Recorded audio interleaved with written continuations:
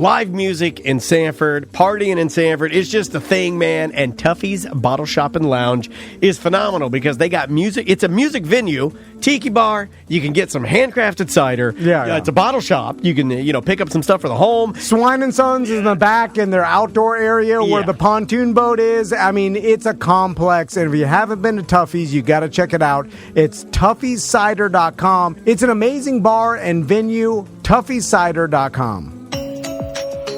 What's the difference between body surfing and Kelly Slater, Tom? Well, one's more impressive. Yeah. And one's just kind of falling down a wave on your belly. Yeah. And I can't even tell. There's so much splashing. I'm like, what? Why do dads say that? So if you talk to most dads, like if you're at the beach with another dad, like I used to surf, not so much now, but like if we got to talking, there have been multiple times where I'm talking with another dad, and I'm like, oh, yeah, I used to surf all the time. I really loved it. And then that dad will say something like, and it's come up a couple of times, they'll be like, I like body surfing. They'll throw it out there. Body surfing is the last-ditch effort of dads to say that they do something other than just swimming in the ocean, right? I don't know that my dad ever went to the beach. I'm trying to remember a time that he ever went to the beach with us. This is good. My dad went to the beach and he got in trouble with my mom. The stereotype, what do you think my dad got in trouble with my mom for at the beach? Drinking too early. No, my dad wouldn't drink on the beach. Oh, that's right. And you said he was like a 5 o'clock. Yeah, he was a 5 o'clock guy. It's a stereotype, probably not so much anymore. Did his boys fall out? No, probably did. Probably did, but this was a stereotype for dads back in the day, and I want to say like your binoculars. Yeah! You know what? I should take you to the Presto myself and just stick the card in there and give you a sweet $50 bill. My dad Look at those bikinos. He would bring, and it was innocent then because my dad he's a respectable man. I don't know, you're a pervert. So. Look, I'm a pervert, but I'm not running through the streets saying inappropriate comments. I mean, I love the female form, and I'll look at it. But there was an innocent... I think the show is kind of that, though. yeah. It's pretty much. Yeah. What? Yeah. What do you mean? Running through the streets saying inappropriate comments. Yeah, that's the show. Yeah, but I mean, like, I don't... In real life, If you really mean me, I'm not saying anything like that. No, of course, yeah. And you're in these streets, too, bro. So he would bring the binoculars to check out women. Scope the scene. And I was on vacation with a couple other couples one time, and we went to a topless beach, and a guy brought binoculars, and I was like, God damn, dude. Be cool about that's it. Cheesy. You know what I mean? Be cool about it. I don't like... I feel like I need to say these things because there was an innocence to them. But, like, yeah, my dad would bring his binoculars to the beach and look around, and Mom would be like, what are you looking at? And she'd make comments around. It was like playful, right? Yeah. And then he also, when I went on my first cruise, I was 13 years old, and I remember my dad making jokes about going up to the topless deck. There used to be, I remember... Yeah, there used to be a topless deck on the Carnival Cruise. Probably still is, but maybe not. There are adults-only areas, but I don't think it's topless. Yeah, I think we've actually downgraded I wonder if, that. what is it, the new Virgin Cruise Lines that's all adults-only? Wonder if they have a topless Maybe. deck. I think you can go topless and no one's going to say anything. And that's it, right? It's not like you have to be topless. Like the damn... My cruise, you would have to be topless. The places in Jamaica, the nudist resorts, like there are portions where you're not allowed to even enter unless you're nude. They'll make you disrobe. Sir, you need to take your bottoms off. I had that happen to me a couple times. Like, sir, that's like Sam, nudity mandatory. Sam, at hedonism, like I had a big, ginormous Jamaican man tell me in hedonism that I would need to take my bottoms off in order to lay on an inflatable banana. That's a true story. Yeah. And I laid on that inflatable banana in the sunshine without any, because I'm not used to being nude, and I burned my front. You guys want to go on the Scarlet Lady? That's the nice Virgin Mega Ship, right? They have a sun deck called the Perch where you can go topless if you choose. The Perch? All right. I'm not sure I like that. I think perching for eagles perch, and then they swoop down and kill their prey. We gotta call Tony because Tony, I think he either went too perverted. Can't talk to him about this. He can't even hold the phone. He can't hold the phone. He'll nervously giggle. He cannot hold the phone and talk about topless decks. It's an impossibility. He'll shake his teeth out. Tony went on this cruise. Did he go on this one? Either he went or he's going on it. What do you think he was like? Talked to him. He's like, hey, Dad, why don't you go check out the pastries? And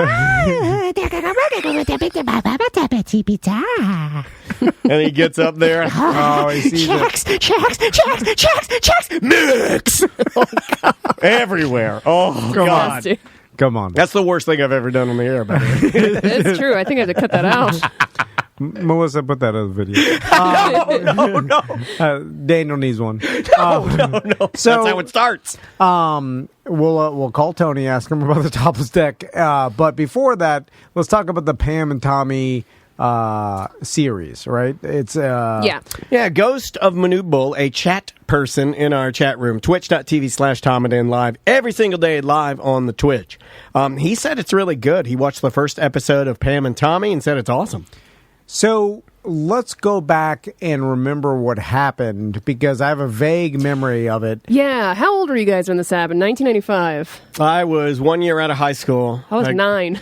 I graduated. So I don't remember a ton about it until, like, the later I remember years. the one before this. This is how, like, I remember the Vince Neil Janine tape. Google that. I don't know that one. That was also vivid. That was the one where the packaging looked the same, and you had adult star Janine Lindemuller, who was only appearing in adult. He's listed as number 2 on the 5 worst rock star sex tapes ever. It's pretty bad because you just see his butt, and it's a saggy bulldog butt. No. But, That's gross. Most of those rock guys, not the best bodies because they're skinny Right. dudes and drugs, and lots of alcohol. And they're not working out normally. There's because partying. that's not like, that's a newer thing that, like, metal guys that are muscly. Most metal guys back in the day were bean poles. Yeah, because all they did is party. There's a Fred Durst sex tape. Yeah. I missed that one too. Yeah. How Oh did I miss man, that? come on, That one's not Sam. that good. No, it's not that good at all. So- Baseball hats and beer bellies. And really, it all has to do with a couple things. One, Tommy Lee, he's got it. Yeah, he's got it. this He's got a typical, big drumstick. Yeah, Big drumstick. Big Yeah. Lee. And then Pamela Anderson. She's got it. Big tease. Yeah. That And a nice V. She's been such Whoa. Oh my God. a sex symbol since Baywatch that it blew everybody's mind when they first saw this. Well, it was like seeing the forbidden fruit, right? It's like, Yeah. it's not like you seeing your grandma nude. It's like literally the one person you think you can't see everything, because she was doing Playboy. We'd seen it, but we'd never seen it in action. Exactly. And this was the beginning of seeing, like, kind of being a voyeur or seeing people's private videos or pictures, or Yeah. like, now we're so inundated with Yeah. it doesn't matter as much anymore at all. But back then, the internet was new, and this is the whole series is about. I saw the trailer, and they were talking about, like, the joke was, I think Seth Rogen plays one of the bad guys or whatever. Yeah. And he's like, let's I put think it. it's like him and Nick Offerman, right? Yeah, They Nick play Offerman, that. yeah. It's like amazing casting. Yeah. And I think that's the part a lot of people forget about, is how this thing even got out. Was like someone literally went in their house and stole it and then released it. And I think they stole the safe, didn't they? Or they might have they stole the whole broke safe. they Yeah, but, broke like, into the safe. I remember there being confusion at the time, and I remember me thinking, this is how dumb I am. I remember me thinking, oh, somebody stole their sex tape, and then they took it to a reputable company and had it made. How is that not illegal? And I'm like, people can steal videos and then just put them out there and start making money off of it? Yeah. What? I remember, like, obviously that's not what happened. I'm sure there's... I think it basically was what happened, and I think there's a yeah, little they more... stole, duplicated, and distributed the tape themselves. Isn't there a little more to it? Do you mean who stole it? Pam and Tamala? Oh my God, I'm doing it. It was an electrician. yeah, it was some that they had worker at hired. their house that had been doing work. Rand Gother? Something like that? And then Gauthier? I think he opened up the safe in the garage and they stole it. But at the time, there was confusion because everybody was saying that this was a story, a made up story. They released it. Right, Because that was the thing. Because it was so popular, everybody was talking about it. They were assuming the people that Pam and Tommy were making money off of it, but Right, they, but they didn't. didn't, right? Yeah. They had to, like, sue for it because, they didn't release it. But then something odd happened that they didn't even realize is they got such an unbelievable press and attention that it ended up helping their careers, and that's kind of the beginning of celebrity sex tapes and like Kim Kardashian and people, Yeah. Paris Hilton, realizing that this could actually help you because it's so salacious and so big and everybody wants to see it that it just ups your brand, right? As long as you don't care about having that out there.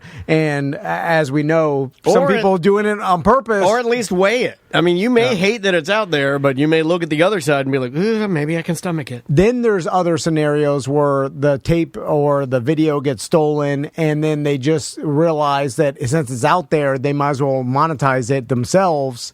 And there's been things like that. Right. And I forgot who did that, but there's some other thing. Kardashian did that. Is that the Ray J tape? Yeah. I've seen that one too. That's not bad. You've seen that, right? Yeah, that one's That's not bad. He's also got it. He's got it. Yeah. But that one was orchestrated by her, right? Or no, by him. By him, I believe. And he leaked it, and then she ended up basically like getting it and then putting it out under their own production company or something. Yeah, Paris Hilton. Then there was that one. She had multiple. She had that was a scumbag boyfriend. She didn't do that on purpose. No. But there were different ones that she did. Like there's Paris Hilton like doing a mouth. There's One Paris Night Hilton. In Paris, yeah. There's Paris Hilton in night vision. And then there's Paris Hilton naked with like Joe Francis on a boat where he's like holding her, and I'm like, this is so gross. Yeah. That the night vision one and the regular one was the same tape, but they She's just had edited it together. A couple of little like there's one where it's like like her in the mirror dancing around.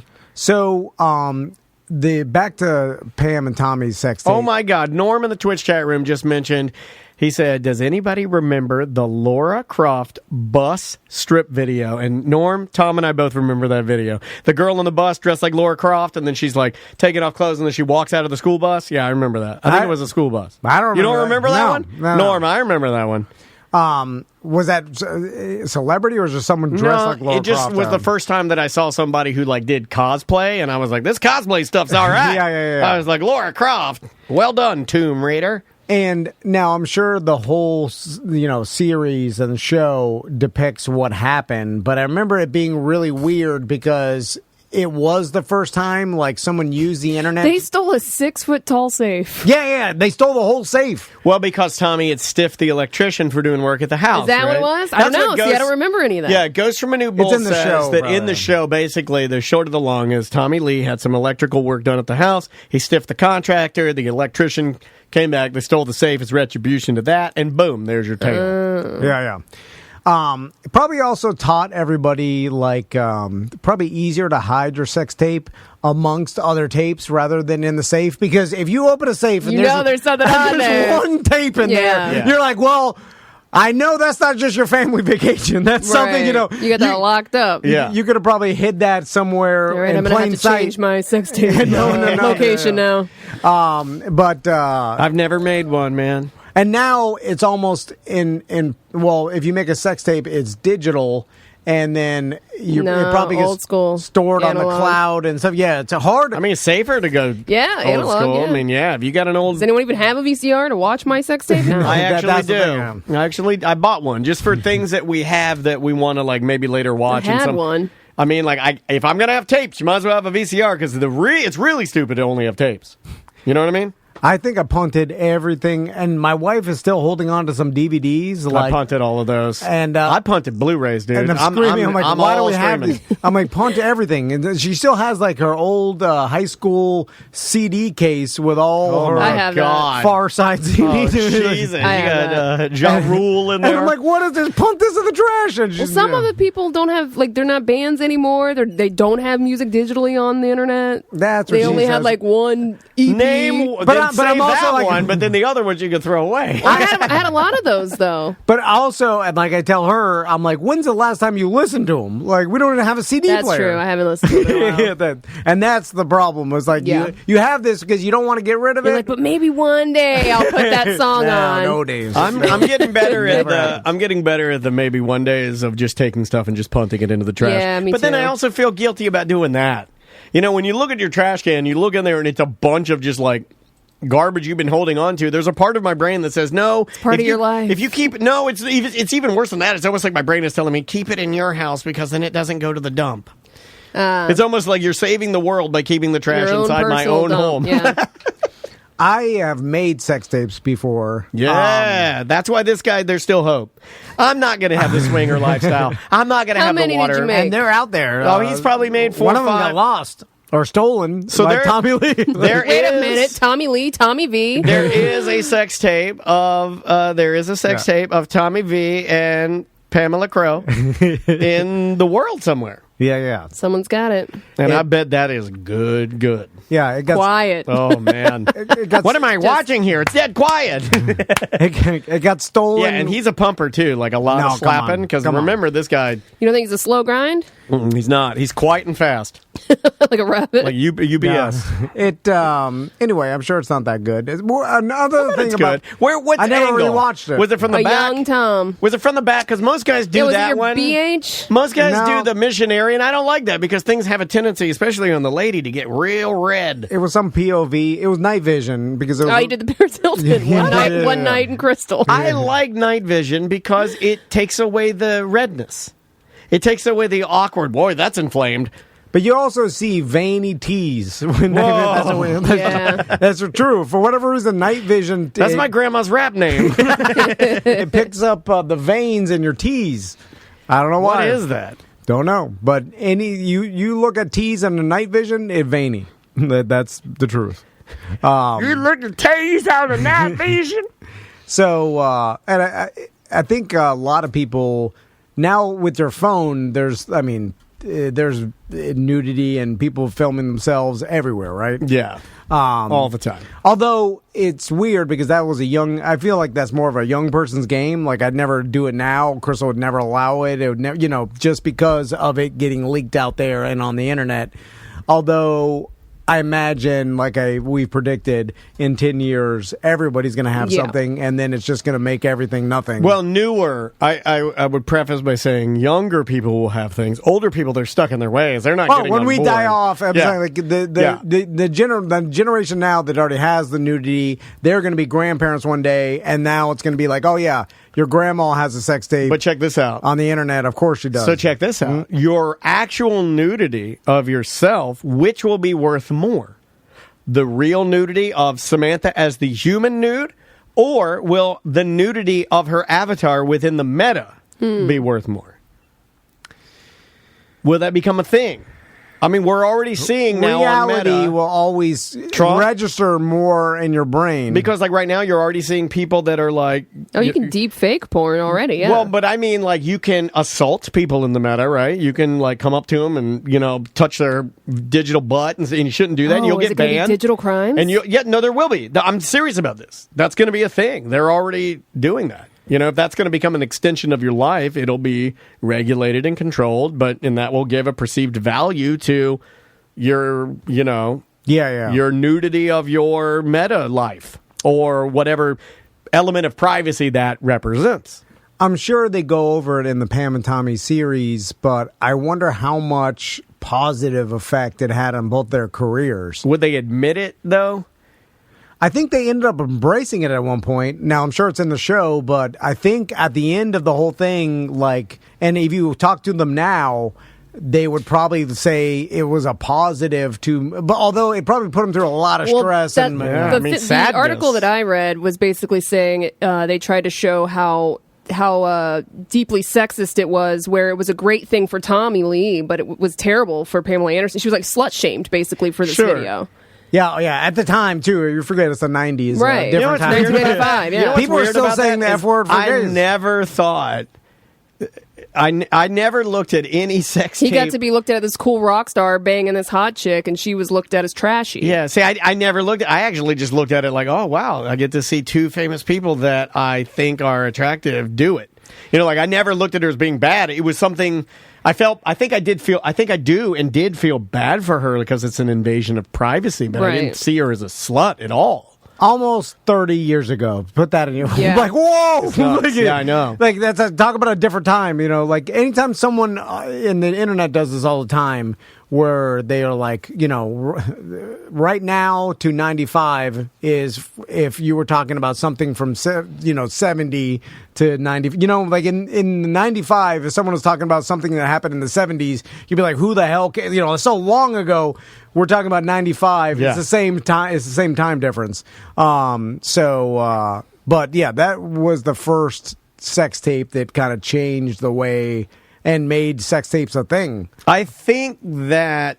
Okay, hold on a second. You just mentioned that you're talking about, like, from like 90s to 70s and from then to now, right? And you're throwing around 30 years. Do the memories that we make now mean more or mean less because we're able to capture them digitally and hold on to them better? Well, I don't know if they mean more or less. Because, like, the video of Pam and Tommy, see, back in the day, like, if this had happened in, like, let's say the early 1900s with, like, and it probably did, with, like, the beginnings of photographs and stuff like that, there would be no way to digitally keep it, distribute it, hold on to it. Even now, we have digital copies of Pamela and Tommy's sex tape. Yeah. But my point is like now though we have like a perfect like there are copies everywhere. Any new sex tape, there's millions of copies digitally everywhere. Are the memories because we're not having to remember as much because the internet's doing it for us, right? Yeah. Are they worth more or worth less? Well, they're more accurate, right? Because and you don't need to remember as much now, do you? Yes, it's a good time to be me. There's record. Yeah, I got a bad memory. You can go back on your Facebook and see what you were doing on an exact date or whatever, that kind of thing. But that's why it was a groundbreaking because they use the internet to distribute it, and it was one of the first things that, There's different times where certain events like change the way humanity does something. COVID is one of them, right? Yeah. And that'll be a timestamp. Yeah, it's definitely a marker for sure. In human history to when, and I think it's going to be a timestamp in human history to when we all moved closer to the internet, right? Because we were forced to, and closer to like being part of computers or being like, or whatever you think the future is going to be. Sure. But it's like it definitely forced everybody to use the internet more, right, and to buy things online more, and everything that the pandemic forced us to do. In some places you would need to, like even to make like an appointment, you would have to go online to do it. There would be no like normal way to do it. And in like 95, when the internet was new and people were using it, but it wasn't, and like it forced a lot of guys like your dad and my stepdad and stuff to get on the internet for the first time and search for the Pam and Tommy video, right? No, my dad didn't do that. He asked me to buy it at Fair Villa, and that's what I did. Yeah, because there was like the... I actually bought the tape, school, and it's the one I still have, so there's kind of a story behind it, and I can remember giving it to him, and then I don't know if people want to hear this or people I still know, but my dad's best friend, I won't say his name, he still listens, and they watched it together, and I came in, they were in there watching it, and they're like, doing the old elbow, and oh my God, look at him, he's honking the horn, and... See, I was in middle school, I was in 8th grade, so I only remember this in high school finding it on the internet, because by that time, the tapes had all been everywhere, been uploaded to the internet, and that was the thing, so... that wasn't a thing for me when I got it. I remember the original going and buying the tape. It was like $45, and porno tapes back in the day were humongous. The box was like... Yeah, they put a bigger box. I don't know why. 20 is like 25 inches tall. What do you do with that? It's like 16 inches wide, and then they'd put a sleeve in there, and then the VCR tape would lay flat in there, and there'd be like a good 2 inches of plastic on either side. You got to protect that thing. Why was it bigger? Why? Somebody tell me why porno tapes are bigger. Why. We need to talk to Fair Villa about that. We got to get Deborah, Bill Murphy on the Bill phone. Murphy will know, because I'm sure he distributed it at the time. Brock nailed it, maybe. That's good, Brock. Right off the dome, Brock goes harder to steal. I think because they were more expensive, you wanted to get something bigger. Sizable. Like, I think they felt they needed worth to the give $45. Yes, sir. Right. I bet it's some psychological thing. Somewhere like $60. I think that one was $45, if I remember correctly. Where are you storing that? If you put it in a Those regular giant boxes. I hid it under my bed until I gave it to my dad. Or Brock is right. Maybe it's easy or harder to shoplift a giant thing like Frog and Molly with an X. It's just easier for your wife to find and shame you for. That's hilarious. Anyway, pretty interesting that they now decided to turn it into a series or whatever. Miniseries. Yeah, apparently Pamela Anderson's not thrilled about it. What's she saying? She's like, "Yeah, you're opening up old wounds for me, and I don't want to. I don't want to be re-traumatized by you retelling my story," which I get. Yeah. She's also... It doesn't seem like they consulted her, which is kind of I thought they did. Messy. See, I kind of thought that they were all on board. I would have thought too, but... I'm not really good with the person still alive. And if they're dead, I've got to like, at least dead. consult them. I know this sounds really crappy, but if you're dead and somebody does a story for you, they're like, oh, I made him look bad. I'm like, he's dead. But if you're still alive and somebody you don't know takes your story and then produces a show about it, that's a little weird. Maybe well, if it's telling an accurate story, maybe. But how do they know if they haven't talked to her? They don't know how she felt, or you know what I'm saying? Like, she has had a couple books out, so maybe they're going off of that. But still, I also kind of lend if it is something that could be considered traumatic, and that sounds like not like in the beginning that could have been pretty terrible. Maybe not the nicest thing to do if she doesn't want you doing it. You know what I mean? Yeah. Like, but you know. No, yeah, that's Hollywood. Whatever. They're telling a story, making money. I don't know. Also, who knows? Like, if she's telling the media that, and then she behind the scenes was a part of. Who knows? That's another thing. It's like listening to an NFL coach tell you something. You're like, well, what is he telling you? Like, he's telling you what he wants everybody to hear, right? Not necessarily truth. Not the truth. He doesn't have any obligation to tell the truth. Welcome back to A Corporate Time. I'm Dan. I'm Tom. On the line with us, our attorney, our financial advisor, Bernie's on the line. How you doing, Bernie? I'm not an attorney. Oh, I mean, why did I say attorney? Sam and I didn't even hear it. We're just like, he's doing the thing. Sam and I didn't why did I say attorney? I know why you said Bernie, it. Sam Bernie, we didn't. I don't want to go to jail for. I don't want to go to jail for false advertisement as an attorney. Literally, you have never done that. No, I don't know why I said attorney. I meant I knew a financial advisor. I meant CPA. Wait a minute. If Bernie's our attorney, then who's our financial advisor? Mo. This is embarrassing, Bernie. This happens to me, and it leads me into a story about Bernie. So, Bernie, you are our accountant and financial advisor, and I was talking to. He's got the biggest hands in the business. There was when I was down in Miami, I was talking to a buddy of mine, and he kind of works side by side with accountants or whatever. Anyway, he was asking us about our business. And I was horribly explaining because I don't know how you've set our business up and what we do. Bernie, are you getting boners? Sorry, Bernie. Something like that. That was my alarm telling me that I need to get ready for you guys. Hey, nature's alarm. I like it. And then I was explaining to him how our business is set up, and he's Can't make this stuff up, folks. He's like, that's the perfect way. That's a great way that you've set up your business and the most efficient way to pay taxes and all this stuff. And so Bernie, he solidified that you're doing a great job for us. But it's funny. It's good to have third-party confirmation. I like it. Good stuff. So, Bernie, we're getting near tax season. Obviously, everybody knows that April's tax time, but then before that, in March, is when your corporate taxes are due, business taxes, And so what do people have to look forward to this year? I know we're now, 2 years removed almost from the start of Corona and all that. Is there anything that any advice you want to give to our listeners? Yeah, I don't think there's anything special there. Although if you're a small business, there's still Small Business Administration is still letting out loans. For it's called disaster relief, but you don't necessarily have to have a disaster to get the loan. So, let's get a loan, Tom. May want to do that. It's a pretty good deal. It's also a real low interest rate. It's like 3-something%. But anyway, that's one of the remnants of the Corona stuff that we have now.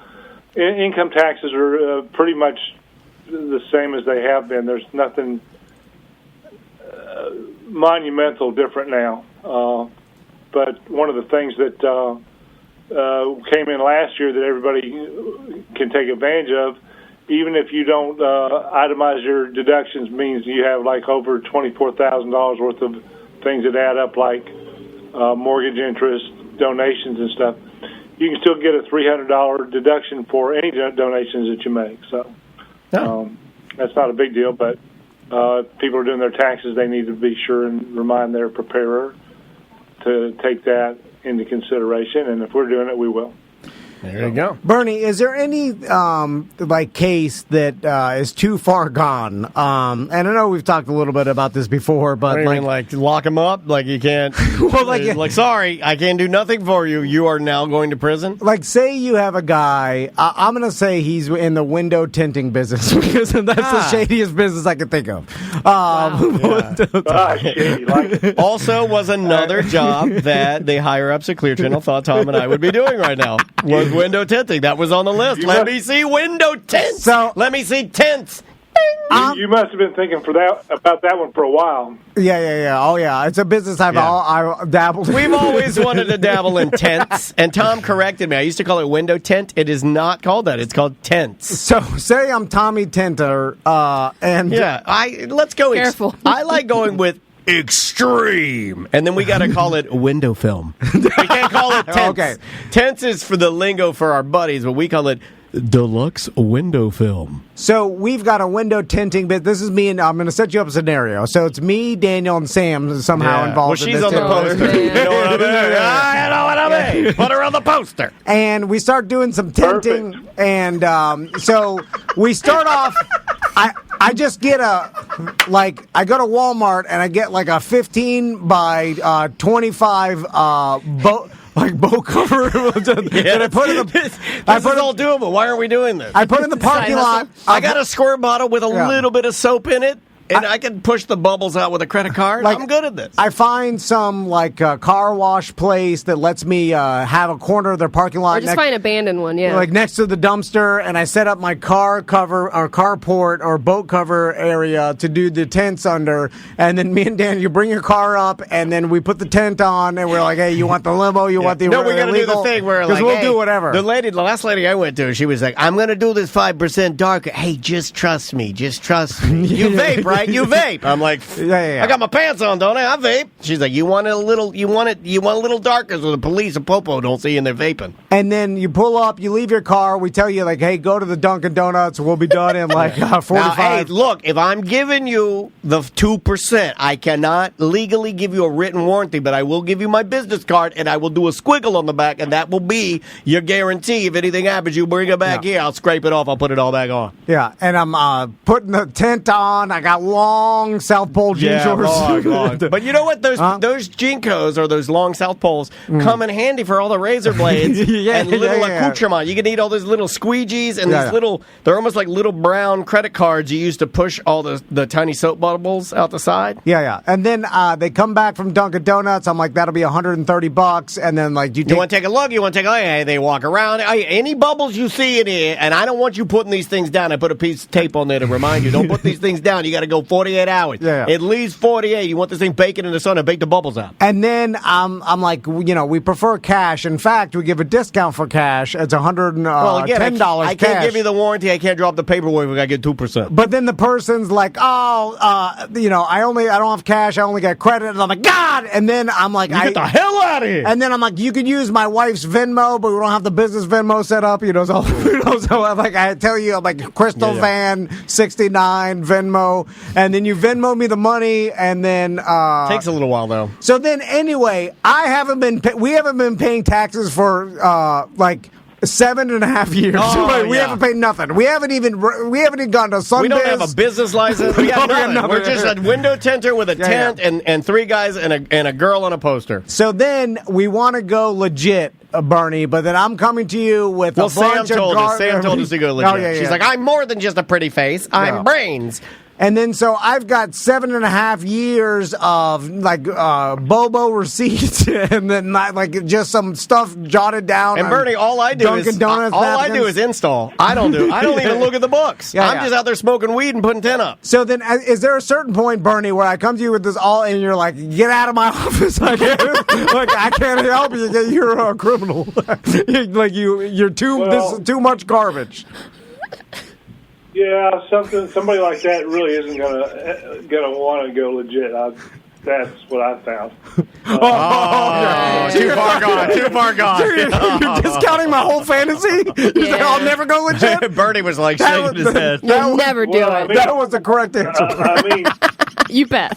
That should give you so much confidence in Bernie. You knew I'd never go legit. Tom and Right. I came to Bernie with a scam and like a whole thing, and Bernie's like, "I'm sorry, I don't know you," and he walked away. And that should give you confidence. You're like, The hell out of my office. yeah, OrlandoCPA.net. That should give you all the confidence you need in that. He looked at me and Tom in the eyes. He's like, "I'm sorry, fellas, but you just got to burn on this one." He you're walked like, out. this scenario would never happen. And if I'd have known you guys were window tinters when I first got you, I guess we wouldn't be having this conversation. Yeah, he's But in something not I as love severe that. as that, Bernie, is there something that is too far gone? Or let me kind of give you a scenario. So you know what usually happens? People don't do it the way you just said. They have something different, or they don't file their taxes one year, and maybe they're in business and they didn't know how to do it or didn't do it, and then the next year they don't again, and it kind of piles up. It wasn't their intent to start with,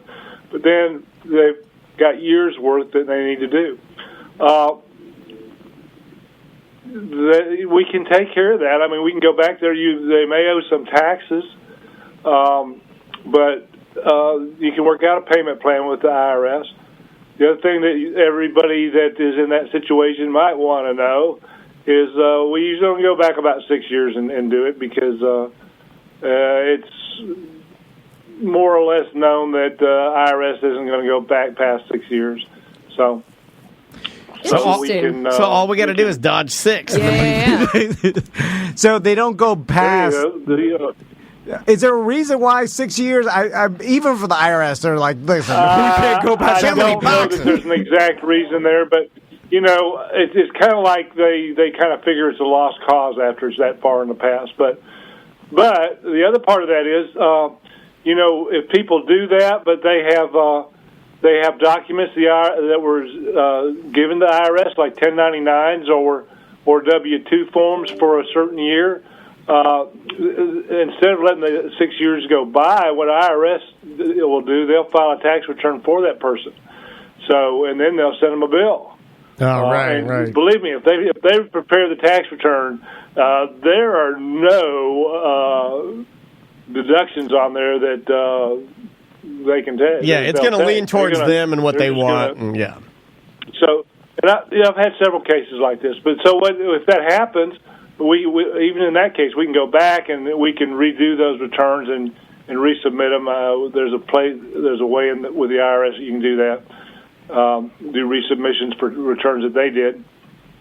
I don't know. I mean, you know, it's kind of a personal decision. I've had people come in and then, you know, I've told them what we have to do, and they just don't because they're afraid of what's going to happen, and they're afraid of what they owe. But, you know, I've had different people come in that have owed quite a bit and got on a payment plan, and it took a few years, but they got all squared away, and now they're legit. You know, I never Just thought like about you this, guys. Bernie, but it's very interesting to you what you just said. You said something really interesting. I've never really thought about it that way, but I guess there is a strange and almost messed up psychology behind, if I'm not filed, then I don't know anything. I know that's not accurate. You know what I mean? But there's a weird bad at life type of person that says, well, I know, if I go to Bernie and he does this, then I owe something. But if I just do nothing, I owe nothing. That's not how it works, guys. I mean, that's just not how it works. Yeah. Right. Well, the other part of that is, you know, and if these people or if they're just barely making it which is probably the case, you know, then they haven't filed their tax returns. They're probably not paying any Social Security in. When they get older, they retire or want to retire. They've got nothing built up as far as the Social Security and stuff is concerned. So, yeah, you know, there may be some people that are completely like that, but they're completely under the table and they've got a buco of assets or money saved up. But that's probably very few.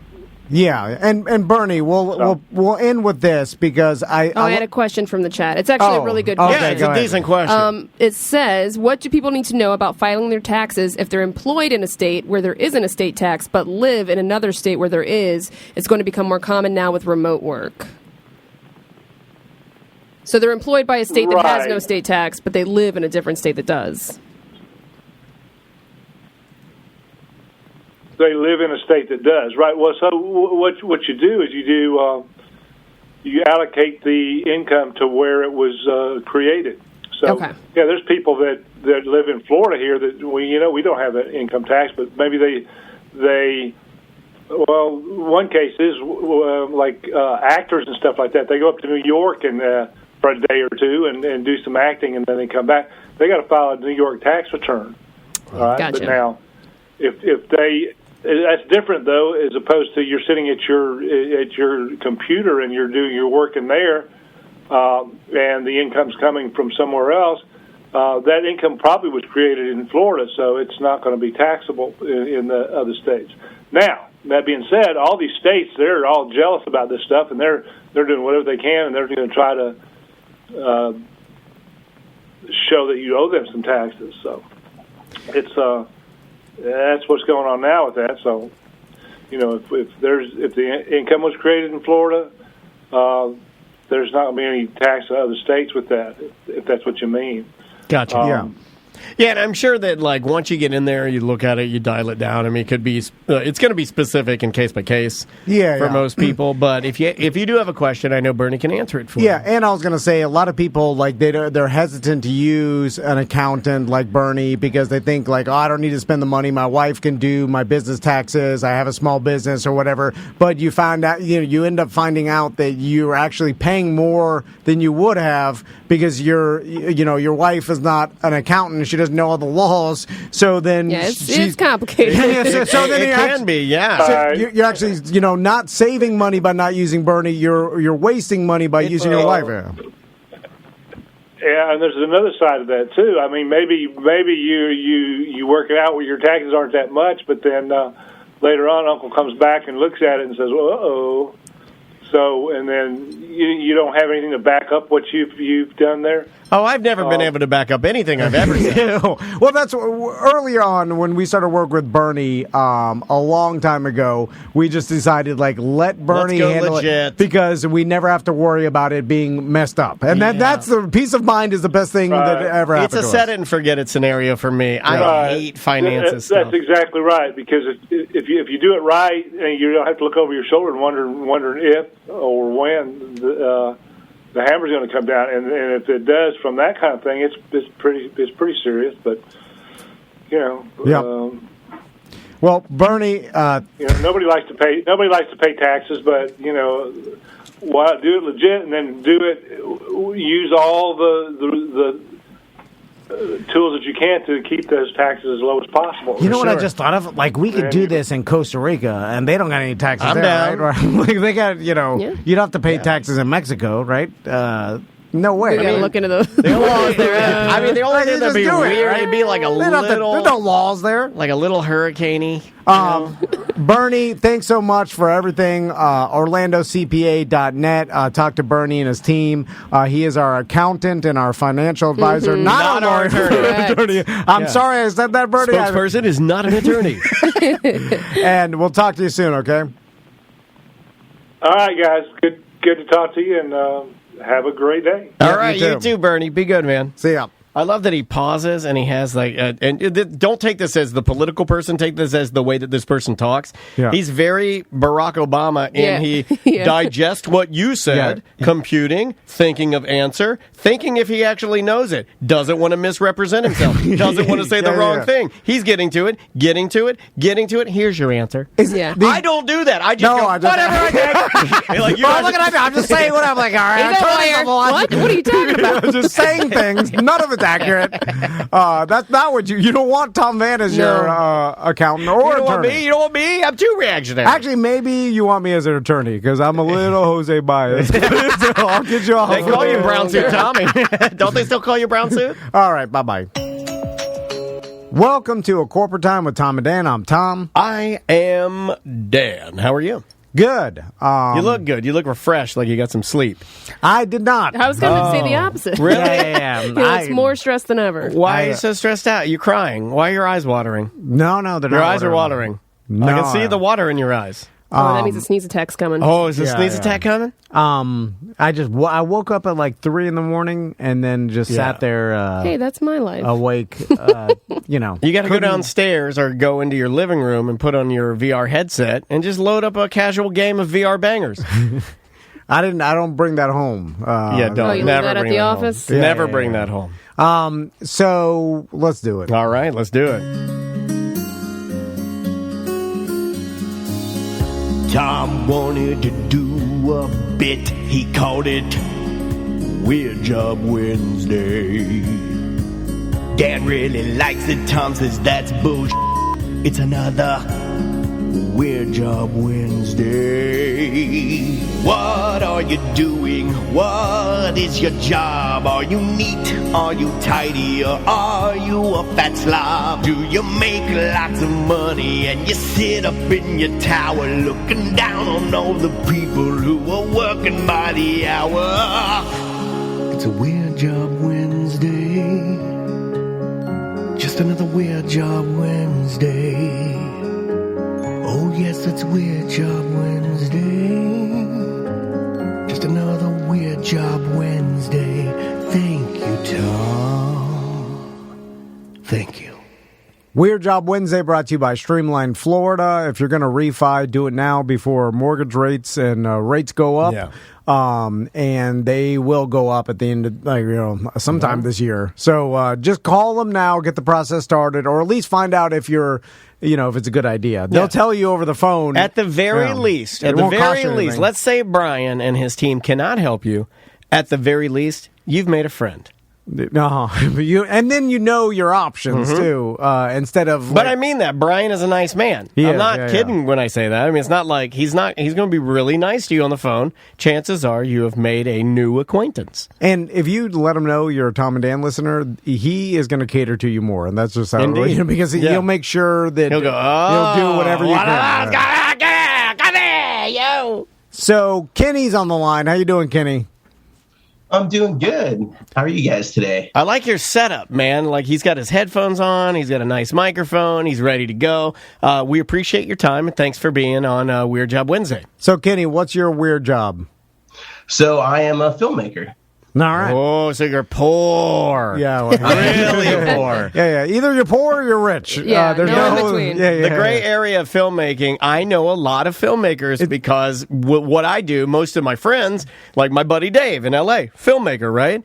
He happens to be one of the wealthy ones, but the vast majority of the other ones I know are very, very, it is a labor of love. It is a labor of love. I wonder if there's any filmmakers out there that make like $60,000 a year consistently. Yeah, and corporate. They do videos for... Oh, yeah, I'm talking about independent. Like that doesn't, it's either... passion projects? No. Huge or a bust. Not just from the films. You mean the guy doing the documentary about like the horrible thing that needs help and needs attention on it, but will never get attention because the corporate machine? Yeah, that guy's starving. So, Kenny, tell us about being a filmmaker. What does that mean? So, well, I guess for me, I always wanted to be a writer. I started seriously writing when I was about 12 years old. Didn't really know what I was going to do with it. Did a lot of poetry and stuff, I was a published poet as a teenager. I that was a good one. Wait, a published poet. That was a good one too. I even had time to put the reverb on that one. We haven't done that in a while. Listen, I thought about it, then I said, "Don't do it, Rogan." Yeah. Times have changed. You got Rogan. Anyway, not that big. It won't matter for him. Yeah. So you've been wanting to do this your whole life. You started writing when you were young, and then did you go to school for it? No, so really my plan up until about the age of 17 was to go to film school, right? Go out to LA, do that whole thing. But then, 17, I'm, I don't know, depression and stuff. I'm like, I'm a loser. Like, I got to be a plumber, dig ditches or something like that. Oh, my God. That's horrible. Hold on a second. Can we dive into that for a second? That's horrible. It is horrible. I didn't have the same feeling. Like, you're right. Digging ditches or being a plumber is horrible. Well, if you don't have money to go to film school. By the way, a lot lot of people don't know this, but digging ditches or being a plumber were both the two jobs that anyone at Clear Channel thought you and I would be doing when we left. And it's not true. And it wasn't true for you either. But what's sad about that is you're a creative person, and creative people, when they're up against the wall and they're having to make a life change, for whatever reason, I did the same thing. I was like, well, apparently I'm going to be making Subway sandwiches the rest of my life, which is not true. Also, I know some rich-ass plumbers. Me too. So there is no... Like, if you own the company. Yeah, Mr. Emerald, there's a reason that he named his company after Jules. I know some guys that just work as plumbers, and they love it, and they're like, it's easy work, because most people don't know how to do it. It's hands-on, I just go and service call, $200, and I'm tightening a bolt, because no one wants to touch the toilet. Here's the thing, water doesn't have its own technology to get better. It stays the same until the end of time. Oh, God. Sam! No, what did I'm bringing them back. In our Monday meeting, we said we wouldn't mention them this week, and we already went against what we said. So Kenny, when you start trying to make films, it seems nearly impossible to get people to watch them. Right? Like, is it gear? So, coming from the writing standpoint, the way I start is, I have an idea. It's a story I want to tell, and, I labor over it for, few months, and then it's like, okay, this story is going to go somewhere, so let's make a movie. And once I have the script in a very solid place, I say, okay, well, I need these locations. I start there because that's really hard.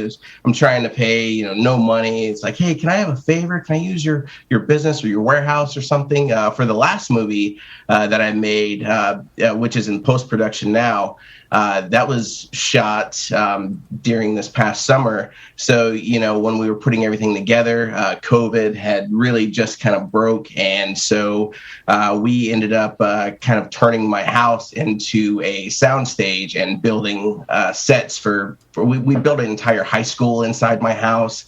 We built like an old abandoned place inside of here. And Jarrett from Subway tried to build an entire high school inside of his house. It's weird.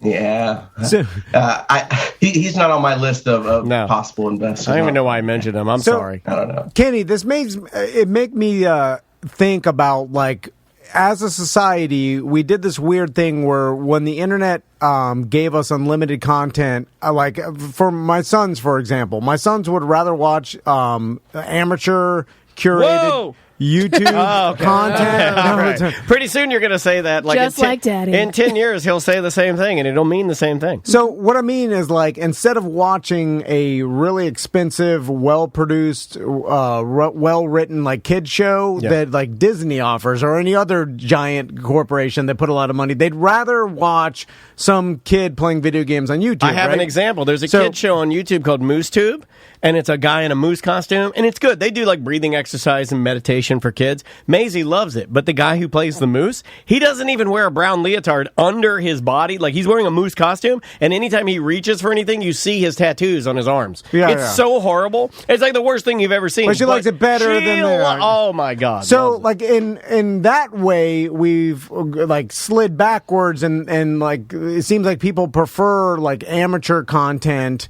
over the professional content, except for in movies, though, we still prefer, because I'm looking at, like, if you watch a movie with the lower budget, right, it's very obvious that the budget is lower, because how the hell can you keep up with some movie that had a $20 million budget, you know what I'm saying? Because there's just so much more they could put into it. And so you're limited in what you can do. But for whatever reason, I feel like society still, like, they prefer amateur content in one aspect, but not in movies for whatever reason. You're right. Right? Like, no, there's a guy that I just started following on, like, some influencer or somebody on Instagram. And in his bio, it said, check out my new movie. And I was like, oh, cool. And I clicked on it, and man, it was legitimately bad. Like, everything about it was bad. And it had the vibe of like sort of like a heist movie with other influencers, like, kind of popping up. And remember Waiting, that was shot here in Orlando, or maybe not shot here in Orlando, but I know it has Orlando ties. Yeah. And but it seemed like one of those, like, coming of age, like, hey, I'm stuck, I'm working in a small city type of thing. And this influencer was in it, but there was something about it, like, just the overall vibe of the movie was very amateur. Yeah. I don't know how to And yeah, that's not properly say preferred. it. Yeah, I don't know what that is. But We'll give shows a pass. If a show is a little janky, we'll be like, that's all right. But movies, for some reason, we hold them to a higher standard. Anyway, Kenny, have you noticed that? What's your take on that? In one way, we love amateur content on the internet, and then kids prefer it in kid shows. But then in movies, we haven't gotten there yet. Yeah, so in movies, the general public seems to really prefer like the theme park thrill ride. Like you give them like the big Avengers movie, or like, the new Halloween or the new Scream. Like those are going to be the number one movie because, it's a big thrill ride. And like the thing with like the horror coming in and, kind of taking the number one spot, that's really new with the 2018 Halloween movie. That's when there was a turn in that. I'm not really sure what that is and how that's going to play out because, horror, the horror community, they pretty much watch anything big and small, which is kind of sad because, there's a lot of people that make bad horror movies because they think, well, people like bad horror movies. They don't like bad horror movies. They like, maybe something like, what Lloyd Kaufman with Trauma does. Like you could watch Toxic Avenger and you like that, but you're not like, there's a perceived campiness in the Trauma films where we as the audience, I feel like, have been gifted the job of being along for the ride. Like we're part of the joke. So when you're watching those, like what's the one? It's Sergeant Kabuki Man. Am I getting that right? Like yeah. There's like different things in there in that universe where you almost have to. It's almost at the door. You check yourself, and you're like, "Yeah, I know what I'm signing up for when I go into that." And they've done a very good job of kind of, I don't even know what you call that, of theming out their movies to be campy. Yeah, and also the horror genre was kind of the first genre to have like amateur horror movies in what was the one that UCF produced, the Woods one? Blair Witch. Blair Witch. Yeah. And then that like spawned a bunch of those style like home footage, which you could do cheap. And it'll come back around. It's going to come back around because everything 90s is hip right now. Like Paranormal Activity. Looked like it was through security cameras, that kind of thing where you were able to pull off an amateur movie. Here's a good take. Still have a big return. Yeah, here's a good take from the Twitch chat room that kind of echoes what Kenny's talking about. My wife and I are way into horror, and we watch a lot of weird ones. Not really because we know they're going to be bad, but more so because every once in a while we'll find a great movie. Like Shudder is great. That's from Ghost of Manu Bull. Yeah, like Shudder's amazing. Yeah, there are times when you'll go into watch. I've done that with action movies sometimes where I'm not going to say the action movie is incredible, but like we get done with it and I'm like, yeah, I thoroughly enjoyed that. That was kind of a fun ride. So Kenny, explain to me the business side of this weird job. So like obviously you learn as you go and you become better and better at filmmaking and writing and recognizing good actors and actresses to use in your movies, and you're building sets inside your house. So you're all in, right? But what's the goal when you make one of your films? What's the distribution like these days? Because now with the internet, it seems like you can put it out worldwide with one click. I mean, you can get your stuff on Amazon right now just by submitting it. Amazon. I mean, our documentary's on Amazon. Like, one of my friends' kids made a movie and it's on Amazon to watch. And he's like, "Here, it's on Amazon." I'll never watch it because I know it's garbage. But you should type that back to him. Type that back to your friend and say, "I'm never going to watch that. Your kid's movie's garbage." But he has the ability to tell people, go on Amazon, click here, search for it. Do I know this person? I want to watch his kid's movie. No. You got other friends we don't know about now? No. Yeah, he's got a whole nother family out there. Anyway, true Florida man fashion. He has a whole nother family. So, like, the distribution is easier, but now you're competing with a billion different things. So how does that work? Yeah, it's really hard. So, distribution is it's hard and it's not nowadays. So my new movie, Homecoming Massacre, you can get it You can go to Best Buy, Walmart, wherever you want, get it pretty much, except for that place with the expensive coffee shop in the front. They don't carry it. Best Buy. I'm going to go to the internet, Kenny. I'm going to go to I'm Best with you, Kenny. Who goes I'm to with Best you, Kenny. Buy? I go to Best Buy. Little Daddy Best Buy. Kenny, you tell me your movie, I go to the internet. That's what everybody does. They don't go to Best Buy. No, you're wrong. Now, what do you mean? I download it on the internet. No, I will go. If I want a physical copy or something. Physical? If I need to fix something in their studio, I go to Best Buy. No Best Buy, you don't get recorded, homie. Well, and yes, I said homie. Well, okay, I understand if you need a mic or something that hardware, but I'm saying a movie and any other thing, internet. Maybe you want to own it. Maybe you want to have a copy. Maybe Kenny signed it. Nobody, not the ones from Best Buy, but you can go to my website, whitehairproductions.com, and get signed stuff. But,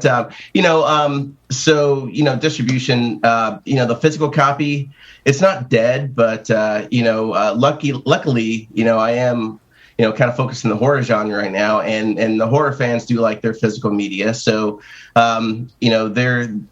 there is an audience there for that does want the physical media. And, when it comes to streaming, like right now, it's on Prime. It's, hold on, Kenny. I'm going to watch his movie. A minute. What's it called? Homecoming Massacre?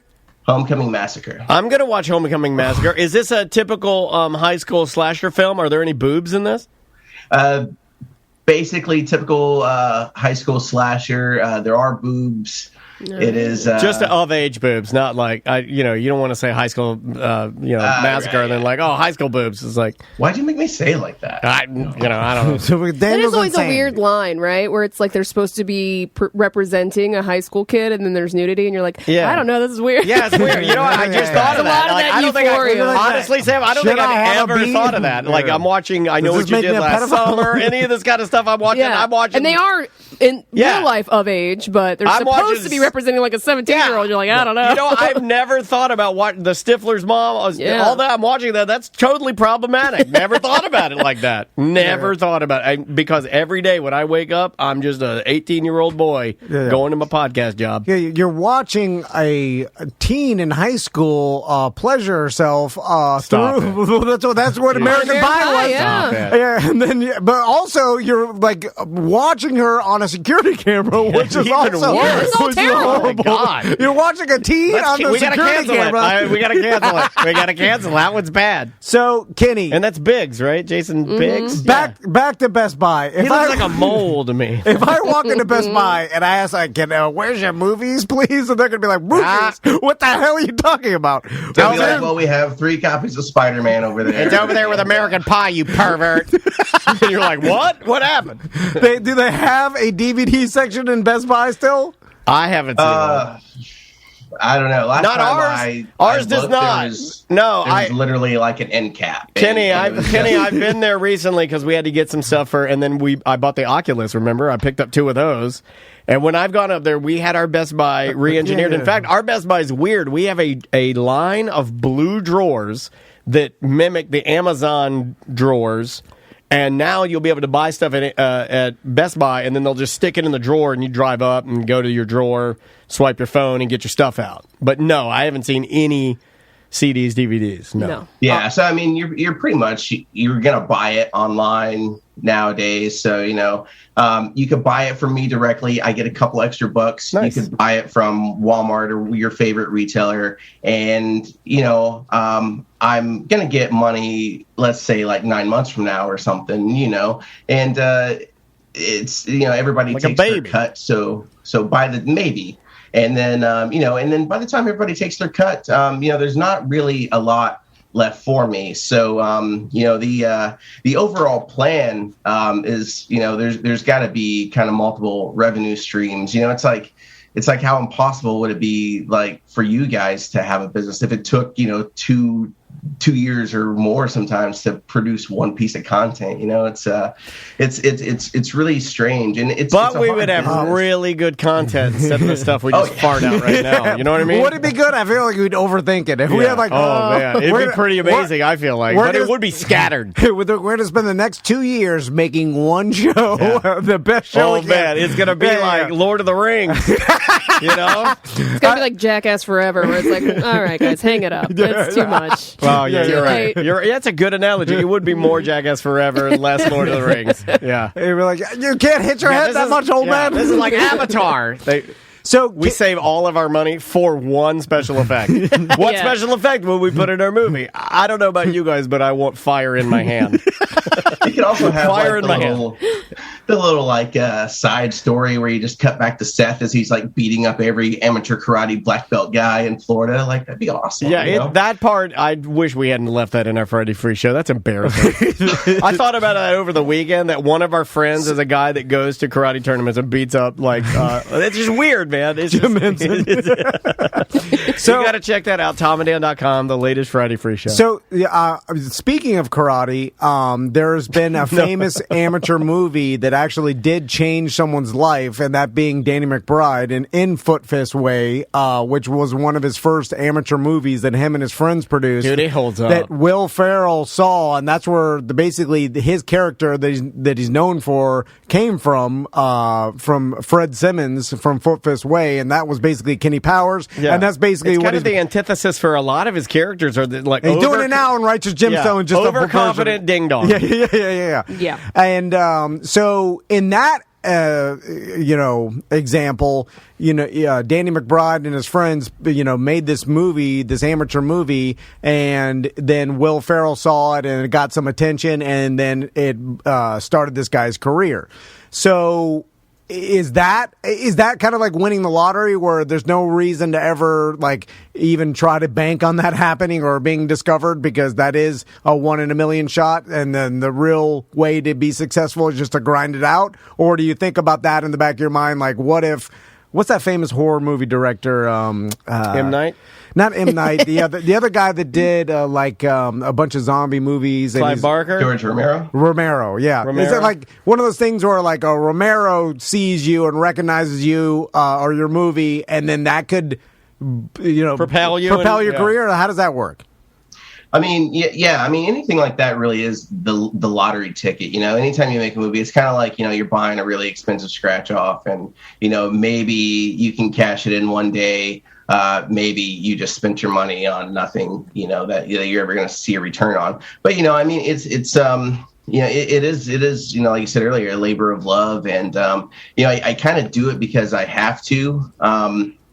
It's, there's always the hope that, one day I could just call up a studio and say, hey, I want to make a movie. And they're like, okay, let's do it. And, whereas right now it's like I got to cash in every favor. I've got to, save every penny for years, and, just kind of do everything within my power to make it happen. So let's go over the budget of a small independent film and where it goes after you're done filming it, because my buddy Andy, it was like been going through this process for years, and he made a movie. It was a horror movie, like had skydiving in it. And how's he doing on that? Because I was helping him with some music stuff, and then he wrote back to me and he's like, "Nah, don't worry about it. There's too many. It's too hard to do it." And I'm like, I was helping him. And he's like, "It's too hard. It's too difficult." He's been working on it for I want to say 5 years, dude. Over 5 years, because it was like his passion project and a thing that him and his friends. I can feel the passion being sucked out of it, though. I'll tell you that. And because of so many of the legal things and all these, he seems sad. Yeah, he's not a sad guy. Yeah. It seems so hard, and then once you're done with it, then it's a whole other, a bunch of BS trying to even get people to watch it or get it recognized or sell it or make money. They send it to their friends, and then their friends won't watch it. Oh, you're just... How dare you? It doesn't matter. I don't matter personally. Little veto. It's the whole... little veto. So let's talk about from the beginning. How much, do you have to start off with a set budget? I'm sure it always goes over. How does that work? What is the least amount you even need to make a movie? So, I mean, it really depends. So, I mean, a lot of people could say you just grab your iPhone and make a movie. Could we take the last one you did? Can we maybe use I don't want to get into your business and kind of shred that's what this is about. But this what is it? The Homecoming Massacre. Yeah, let's talk that one. Did you have a budget for that? So in the beginning, it's kind of breaking it down. Like I said, I start with the locations. It's like, okay, so this is the places we need, and a lot of people say make a movie with the resources you have. You have access to these buildings, these props, or whatever. Use those. I don't really do that. I don't want to limit myself. I just kind of I write the story I want to write, and then it's like, okay, now we got to figure out how to make it. Some things we can scale down. Some things we can kind of switch around, and there's always creative ways around it. But, it's like I'm going to make the movie that I want to make. So with Homecoming Massacre, we started off. So this was my first horror movie. I had made a comedy before that. And that comedy, I call that my $10,000 film school. That's how much we spent on all the equipment to make the movie. We didn't pay anything for locations or anything. All the actors worked on a deferred payment. We bought everybody food, 3 meals a day, snacks, coffee. Pizza. You were nice. Yeah, most actors just want a pizza party. I've talked to them. Most don't even get food. Old-fashioned pizza party. And it still costs you $10,000. And that's the thing. Like pizzas, dude. It racks up quick, and that's what people don't understand. Yeah, especially because it's 75 cents per topping, Tom. That's a lot of dough, man. But just 3 meals a day, simple meals for the duration of filming, cooked meals, and then the equipment and stuff. I mean, you're at $10,000 the blink of an eye, right? Oh yeah, easy. My first film was a simple comedy. One of those let's talk about our feelings and make some very inappropriate jokes. So that was $10,000. The next film was going to be a horror movie, Homecoming Massacre, and the plan was to spend the same amount of money. This time we're going to have, blood and, special effects and stuff. So I wanted to bring in another production company that had done that kind of stuff, which was a big mistake, and the idea was we're both going to go $10,000 in, and we're gonna make this movie. And they ended up not really going $10,000 in. They made a bad call when we were shooting the movie. Let's make the blood green. Well, what do you think? I mean, it basically they caused about 10 minutes of the movie to have to be done with digital effects that was supposed to be done with practical effects. So we would have done it on the day, would have happened then, and it was a big thing. Where What's more expensive? What's more expensive? I'm going to guess that practical blood is more. I don't know. What's more expensive, practical blood or digital blood? Well, digital blood looks like crap unless you mix it with practical blood anyway. There's.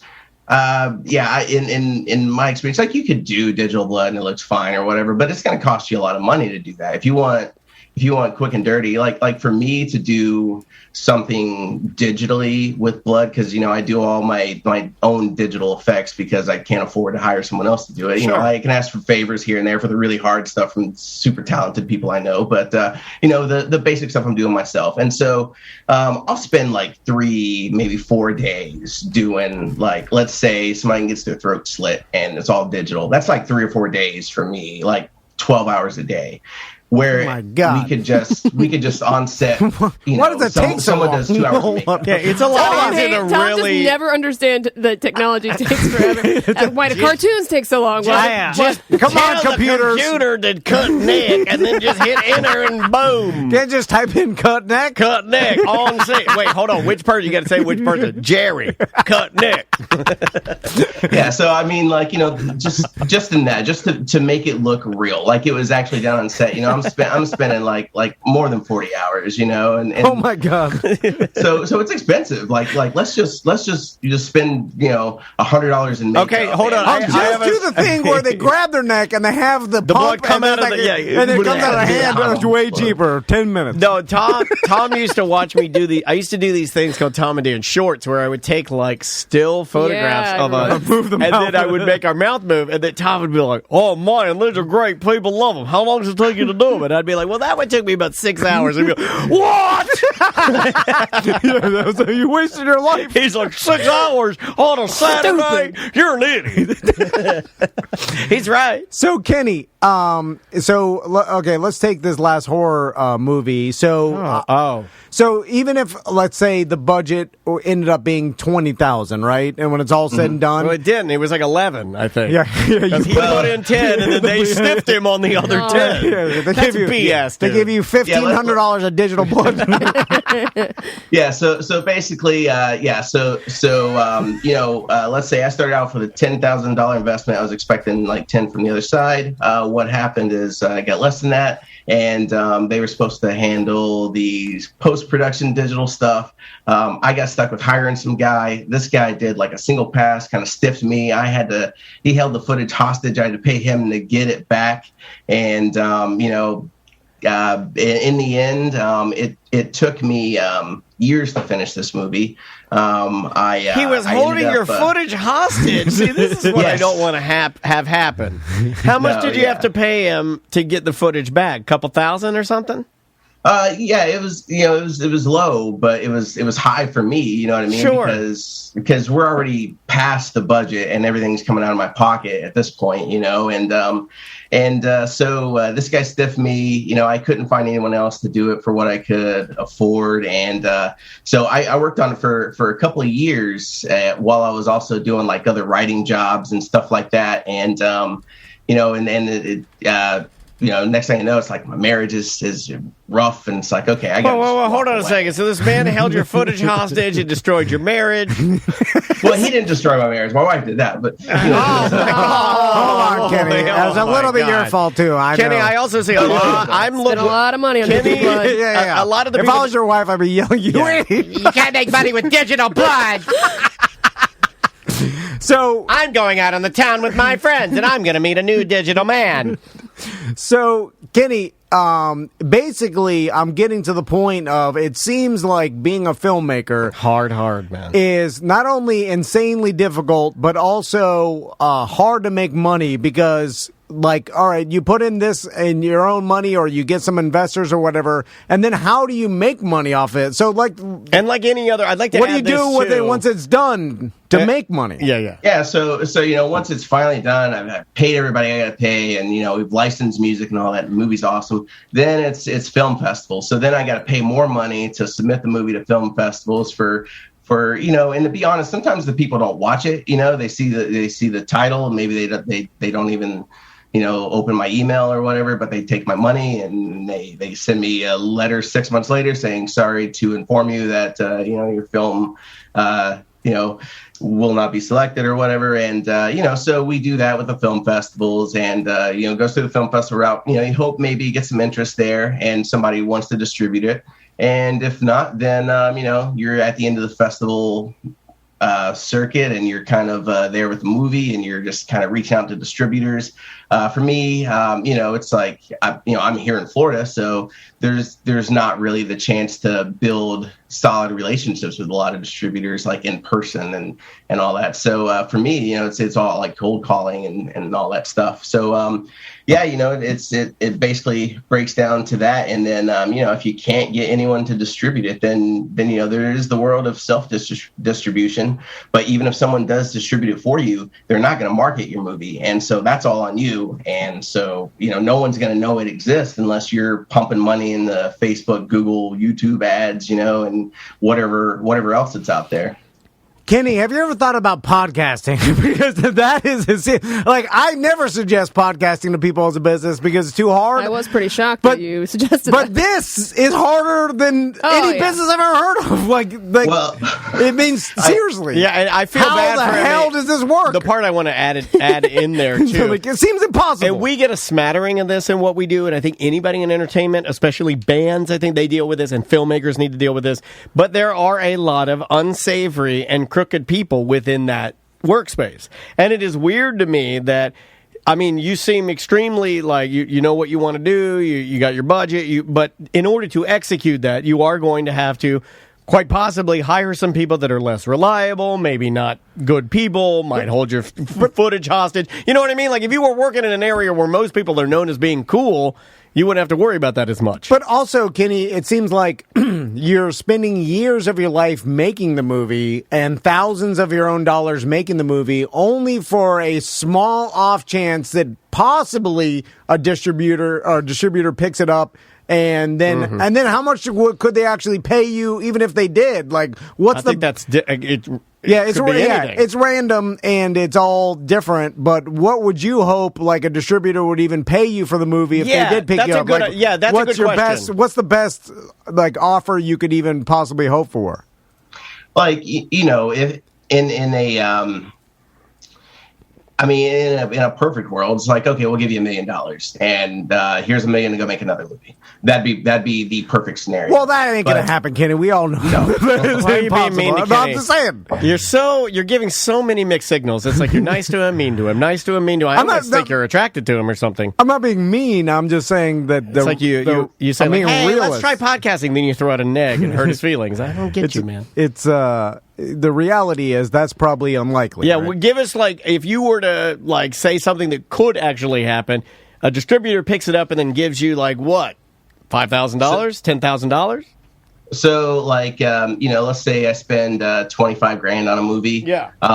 The great perfect scenario would be a distributor gives me 50. Okay. And so, I've not really made enough money to live, but I've made enough money to make another movie.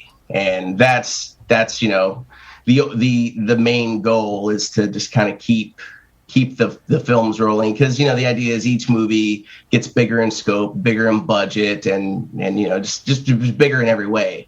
Would it be possible for me and Tom to watch your movie, the Homecoming Massacre, and then set it up so we can do we can give commentary on it? Absolutely. We can make fun of what's happening. No, because we're going to make fun of it, and Kitty's going to get mad or get sad. Look, it's already done. It is what it is. You know what I mean? Like, it's not. I mean, I think we're going to generate people watching it, because my idea would to do it on Twitch and have people join us. Yeah, watch party. Do a watch party. And well, how does that help Kitty? We could have Kenny here too. Exposure to the movie. The people are watching his art. You know what I mean? Like, I don't care what people say about my podcast. Just listen to it. Yeah, I mean, I'd be all for that, because I love you guys. I love your listeners, like the whole culture, Well, thanks, man. I think it's cool that you're doing that. Like, I think it's really neat to meet somebody who put together a horror movie that I can actually go and stream. So, Kenny, this can't be your full-time gig. Do you work as an editor or in some other way in the movie industry or entertainment industry, and you do this on the side? Please say plumber. So no, I work completely outside of the industry, like as almost as far as I could get. So I work in IT by day, and it'd be nice to have a job closer to the industry, but honestly, any jobs around here that are close to it, like I can't make enough money to provide for my family, and just squander away. Should have thought of that before you had a family, you idiot. That's a joke. I'm messing around. No, you're 100% right. I'm messing around with you, man. Well, let's do it. Let's set up the watch party to watch the movie, because I'm excited to watch it. Because especially now that I met the guy. You're not excited. I am excited. You don't tell me what I'm excited in, sir. I know Daniel's not really excited. He's right. I'm not really excited. I know. That's what I am really excited. I was lying to Tom. So double switcheroo. Yeah, it was the triple switch. So let's say you you sell the next movie, you make a little more to build the next one, and that's just 2 will get you 4, 4 will get you 8. That's just the grind of it until you get the budget. What's the budget that you want to reach to be able to make the movie you want to make? Good like question. Obviously, dream budget, or like what's the least amount you have to get to actually make something where So like lowest level dream budget. Yeah. Lowest level dream budget, $500,000. Man, I like that you're not totally cheaping out and saying like $50K. I like that you're going half a mil because like I feel in that just hearing what you're saying that you really want to make something extraordinary. Like you got something to say. You got a tale inside and you want to do something cool. Kenny, it's got to be. That's also like, putting actors with faces that you recognize immediately in it, not like, Tom Cruise and stuff like that. Sure. But faces, that you'd be comfortable, spending money on. Right. Gotcha. Like a Tom Green. I would love to do a movie. Yeah, he seems like a nice guy, right? I feel like Tom Green would be a great... We've met him. We had him in here. He was very serious when we had him in. Very nice, but he's a very serious man. Well, Kenny, good luck man. with your movie making. Everybody go out. Let's start streaming that thing. All of our listeners can help him out by watching your movie, right? Does that help you? Yeah, absolutely. Yeah, it's it's on Amazon right now. It's you can rent it for $1.99. You buy it for $10. It's called Homecoming Massacre. You can go to homecomingmassacre.com to look at other ways to buy it or to stream it. Okay, Kenny. And, everything else that I'm doing is at whitehairproductions.com. Whitehairproductions.com. I like the name, too. Very cool, man. All right, Kenny, we're going to let you go. We're going to watch the trailer and then discuss it, but we can't have you on the line because it's too awkward. Are we allowed to? Can we be our authentic selves in the core? You know what that means. Yeah. Be absolutely honest. Okay, we will. Especially Tom. He already hates it. You can see. I don't know. I'm open minded. Yeah, I got open mind. I can see how your eyebrows floof when you get a lot of hatred in your heart. You get a floofy eyebrows. All right, Kenny. We'll talk to you later. See you, man. All right, see you guys later. All right, buddy. Thanks for your time. That is Kenny live from. He has a nice house. He can't be doing that bad. His house is super nice. You make good money in IT. Yeah, you could tell he hated the IT. He didn't even want to tell. I like he's it embarrassed about it. No, but like more along the lines of like I just hate it. He wanted to do the creative filmmaking gig. Yeah. Well, but he is. So good for him. Yeah. I think that's cool, and he's doing it on his own terms. Like he's doing it his way. So that making movies and being a director, that seems like the hardest path to.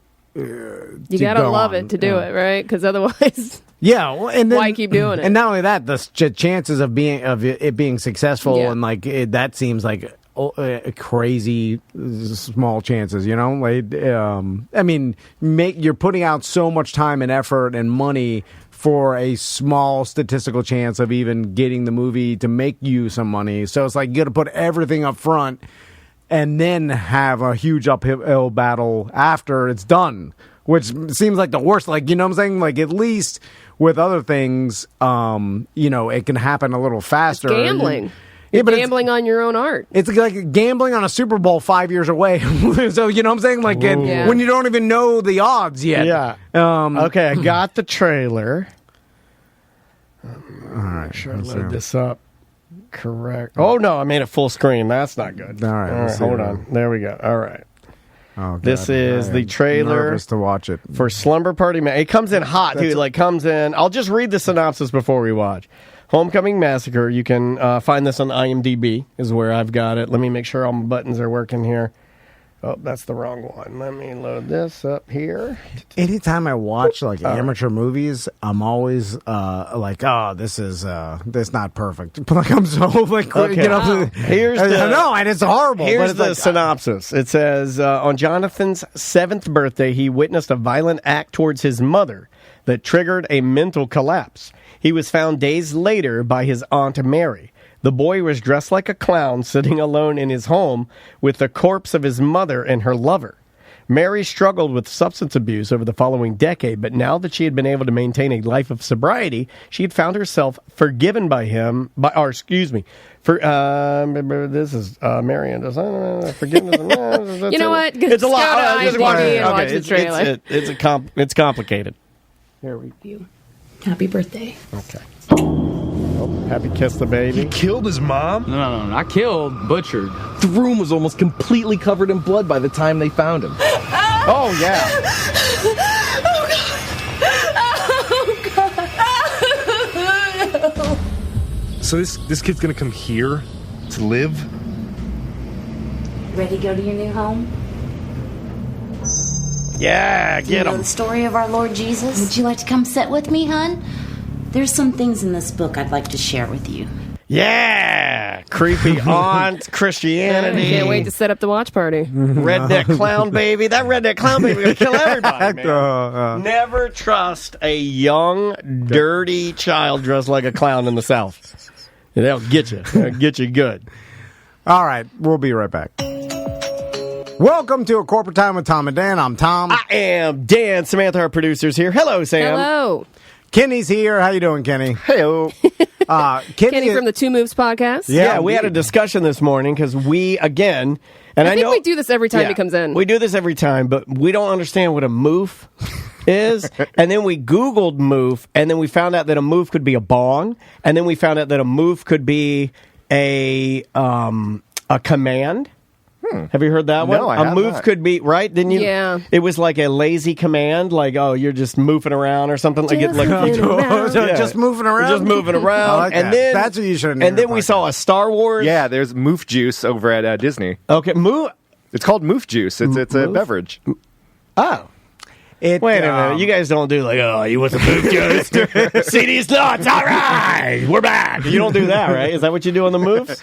Take some moves. Yeah, are you doing like see these nuts and all that? Yeah, pretty much. Okay, all right. I might have to subscribe. Two Moves Podcast. That's where you can hear more of Kenny. All 90s all the time. He's also a professional. Well, you're part of the kind of the iteration of it, but you are in the professional drone racing world. Oh, yeah. We just wrapped up our season. The semifinals aired on NBC. I know Tom doesn't get impressed by that. I really do, because Andrea and I will watch some drone footage, and I made the mistake the other night on my Oculus, the Quest 2, of loading up some real world drone footage so I could see it from the perspective of a drone racer. And I watched it for about 2 minutes, and then I had to take off my headset and go throw up because it is so crazy. Mm-hmm.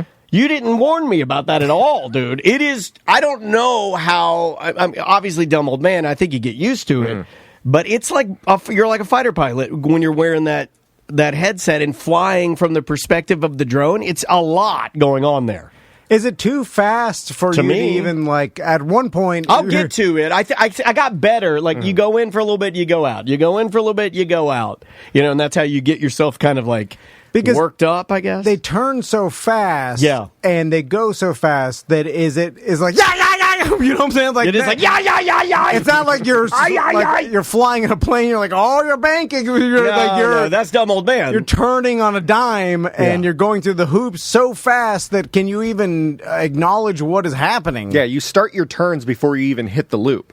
So it's almost like drifting in a car where you're turning and you're spinning out of control before you even go through. And I was just watching it. I wasn't controlling it, but I'm just watching it, and it was messing with me bad. But very fun. Very fun. I'm in. I'm into the drone thing. We're not talking drones today. We're talking charity race. What are we doing now? Yeah, so one of the few good things that we actually do is we participate in the Cupid's Undie Run, and it happens every year around Valentine's Day. It's happening not this Saturday, but Saturday the 19th in downtown Orlando, and a bunch of us will strip down to our underwear and run around Lake Eola. You know, as time has marched Running on, of the boobas. Yeah, it is bucket heads running of the boobas. Don't let anybody even trick you into thinking that this is anything other than a boobah run. We know.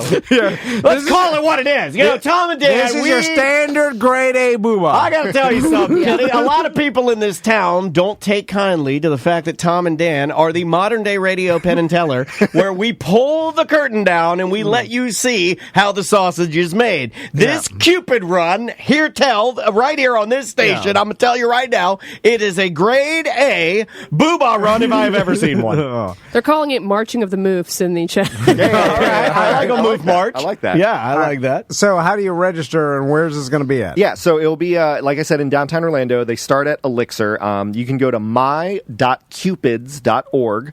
That's the actual organization. And it's .cupids.org. Yep, and if you go to my.cupids.org/2moofs, TOOMOOFS, A little Jeff Jarrett for you. I like that. Yeah, I like that. If you go to my.cupids.org/2moofs, you can donate to. It was a me and our wrestling team. reference, Tom.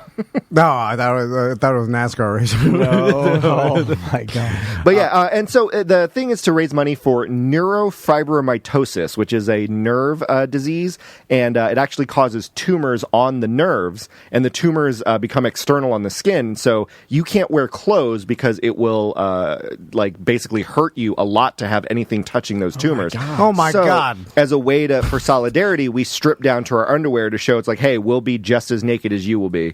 And, couldn't the person take it as if you're bragging about the fact that you're not covered in these horribly hurting tumors, like the clothes tumors? Yeah. You'd be like, hey, I would be. I might take there's a tumor. Yeah, I might take it the other way. I might be like, look at this guy out there in his underpants doing what I can't do. Did you come God, up? I wonder if it's going to be cold like it is today. It typically gets pretty chilly. Do they have do they have an FAQ section where they walk you through appropriate underwear for your moofs? Yeah, can I wear my Savage Venties? Yeah, like what can I wear when I'm running? I'm just going to be honest with you. I thought that in the way that we live now and the way that the world is now, with things getting canceled and this, that, and the other thing, I've seen this coming for about the last 5 years, and me as a 45-year-old man, I see these Cupid runs, and I go, well, those will go away. Because there's no way that we're going to have any more ding-dong runs in the town because people can't handle the ding-dongs. You can't handle them. You can't handle the boobs. You can't handle the butts. Isn't there like a naked bike? No, I'm just saying, I always thought all this stuff was just going to go away because we obviously can't handle it. Next thing you know, you got some guy being problematic at the run, and it is done. I'm sure you're escorted by police, right? Like most runs. Are they nude? Because, hey, rules are rules. That's true, yeah. Nude police. They block just the off belt on? It ends up being, so a lot of the females end up just wearing sports bras and gym shorts, and then a lot of guys that's not underwear. Well, some of them do. Some of them get in their thongers. Yeah, I want people running in. I want you running in some VC Dreams from Fairvilla. You ever see a tampon string hanging around? What are you shock jocking over here? Hey, everybody! Who invited Jokey the Jack? Jackie the Joke Man? Jokey the Jack Man. I like Jokey the Jack Man. But they encourage you to dress up in costume. So my co-host and I, we've the last few years have gone in Mario and Luigi in their underwear. See, this is problematic. Yeah. I'm sending you That's a kid's character. I'm going to send you, Dan, some photos right now. But yeah, we've done that. We've done Pokemon and Ash, from that franchise. This year we're going to be going as Sonic and Tails. Bring your kids out for this, Tom. Grown men dressed as Sonic and Tails in their panties. I saw the trailer for the new Sonic movie. It looks good. So, hold on. Are you wearing just Sonic blue underwear, or are you, painted? No, he's got a little black dot on his nose, like a hedgehog. With the big red shoes. Why don't you dress as Ron Jeremy, the hedgehog, and you can be problematic Sonic? Have you seen Ron Jeremy? He's a wizard now, and he's got long white hair and a long white beard, and he's like, I want to do a trial for everyone, every single accuser. He wants to do a singular trial. Let's just run him over. Run him over. Yeah, everybody will be fine with it. We're like, you had your... You're putting these women through more and more. Your garbage. Just run him over. I'm sorry, I'm fired up. I like just run them over. I agree. Like they did a Roger Rabbit. They did who's the guy? Like they did Tom Brady. Judge Doom. Tom Brady. Well, Tom Brady dressed like that one time. And Judge Doom. Yeah, I always call him Tom Brady now. But just run him over with the nice and flat and move on. So how many people are going to be in this run? Did you pay to block off the streets or just run the sidewalk? Well, I don't know. I'm not the charity organizer. No, okay. But they do that. They get the police to, at least from Elixir to Lake Eola, they have blocked it all off just for the entry and coming back. Nice. And then we do one lap around Lake Eola, and then we just get wasted at the bar. Do you stay in your panties? Oh, yeah. Do you underwear in the bar? Yep, underwear the whole time. It's fantastic. I love you, Kenny. You know what? You're a brave man, and the fact that you adhere to the underwear-only policy and you don't bring like some robe to cover up, big points in my book. And what's great is the drunker you get, the wilder the party gets. So you might be seeing some 90s. All right. Again, goes back to my whole problematic speech from earlier, but... So, and this is happening what date again? Saturday the 19th. And people can still register to run as well. It's only about like $50 to register. And you can be a part of do a Tom and Dan group? Yeah, you can be part of the Two Moves team as well. What? No, we're on. I mean, what other Sonic characters would we be? I would run with you, but Tom would not want to run with us because I think of everybody on the show, I wear the tiniest underpants.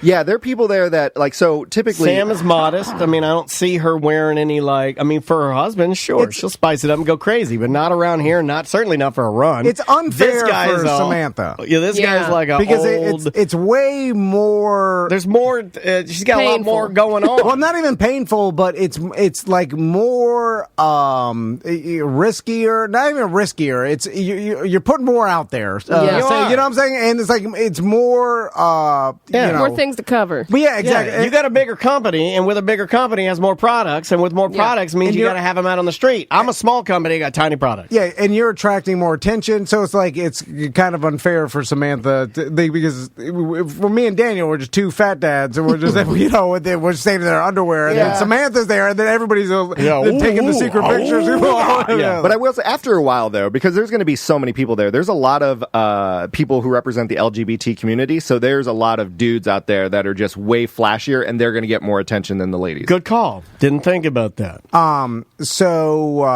Do you oil yourself up at all? I personally don't, but there are people that do. Do you do anything to, I mean, are you wearing just underwear, or are you wearing a second set underneath to kind of smooth things out like a Spanx? It depends. So the first time when I wore just boxers, I wore two because I didn't want the fly hole to be, flapping in the breeze. Also, it's like there's no support there. Mm-hmm. Yeah, but last year or 2 years ago, because last year they didn't do it because of COVID. But I wore boxer briefs, and that was totally fine. But there are guys in there in the tighty whities, and they don't shave at all, so you literally just see some tighty whities with some like poof. Yeah, that's me. Come on, that's what definitely. Yeah, that's what I can't do that. No, they're not poofing out the leg holes or anything, but I mean, you can see that I'm an actual man, and that there is a. Just smooth it out. No, I'm not doing that. I'm not doing the Cupid run with a bunch of razor bumps on my upper pappus. But for someone like Sam, there's a lot of females out there, and again, they just wear like the tiny gym shorts and just a sports bra, and that's good enough. I need more than one sports bra. You got to wear one on each boob and tape them down like Christina Ricci and Now and Then.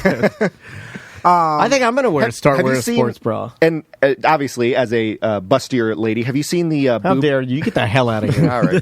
Have you seen the boob tape where it's literally just like tape and you just lift it up and strap it to your shoulders? I don't think that'll work for me, Kenny. Boob tape? No, I've seen some bustier women, they instead of, because bras that'll last for 2 seconds. They can't find bras that fit them, so they do boob tape that basically just like almost hoists it up and tapes to their I don't want to have anything on my body that I have to hoist. Let's talk about that black athletic tape that you've seen like sports stars. Volleyballers wear. Is Keezy? Yeah. Because it just looks all over Ralph the place. Kazarian tape? Every once in a while. Keezyastic tape? Something. It's some dumb made up name. It doesn't work, right? Well, my wife sees this like a masseuse, like a medical masseuse. So does Andrea. And then Andrea wears the tape because she... Yeah, like she thinks she's Venus Williams or something. I'm like, you're So when Crystal comes home and she's got the tape like on her shoulder or whatever. Hey, everybody, LeBron's here. Oh, my God. Listen, I've learned not to say... I don't say anything. I go all in. I'm like, look at this. I'm like, hey, what are you going for your fifth ring? What are you doing? It's because I see the tape, and then in my mind, I'm like, that'll do nothing. Because how was your pickup game, Woody Harrelson? Now, I go all in on If you are Serena Williams, I'm like, it's Serena! That's how Redneck showed love. They're like, Serena, you is so good. You is such a good tennis player. Serena? She's such a high quality athlete that every single muscle counts when you're making that fast twitch movement when you're trying to get, you know what I'm saying? Micro decisions. Yeah, you're making these micro decisions. So like 1/8 of a second, and your movement makes a difference between you hitting the ball right. So like all that. Yes, proper warm up. You got to wear the hydration. But for my wife, she gets home and she's cooking some goulash, and then as you stand. that'll help your stirring arm. They just did that because they charge you $35 or whatever. Like, it was like they gave you the $35 in the early 2000s when Allen Iverson had the one compression sleeve, and then every single fat dad at the pickup game was wearing the compression sleeve. You're compressing your heart to death. And all these things you see the athletes do, that yes, the athletes are doing them because like Tom Brady needs every single I'm glad tiny it's not just advantage. me, because that was a big fight at our house, and I made fun of Andrea, and then she never wore it again.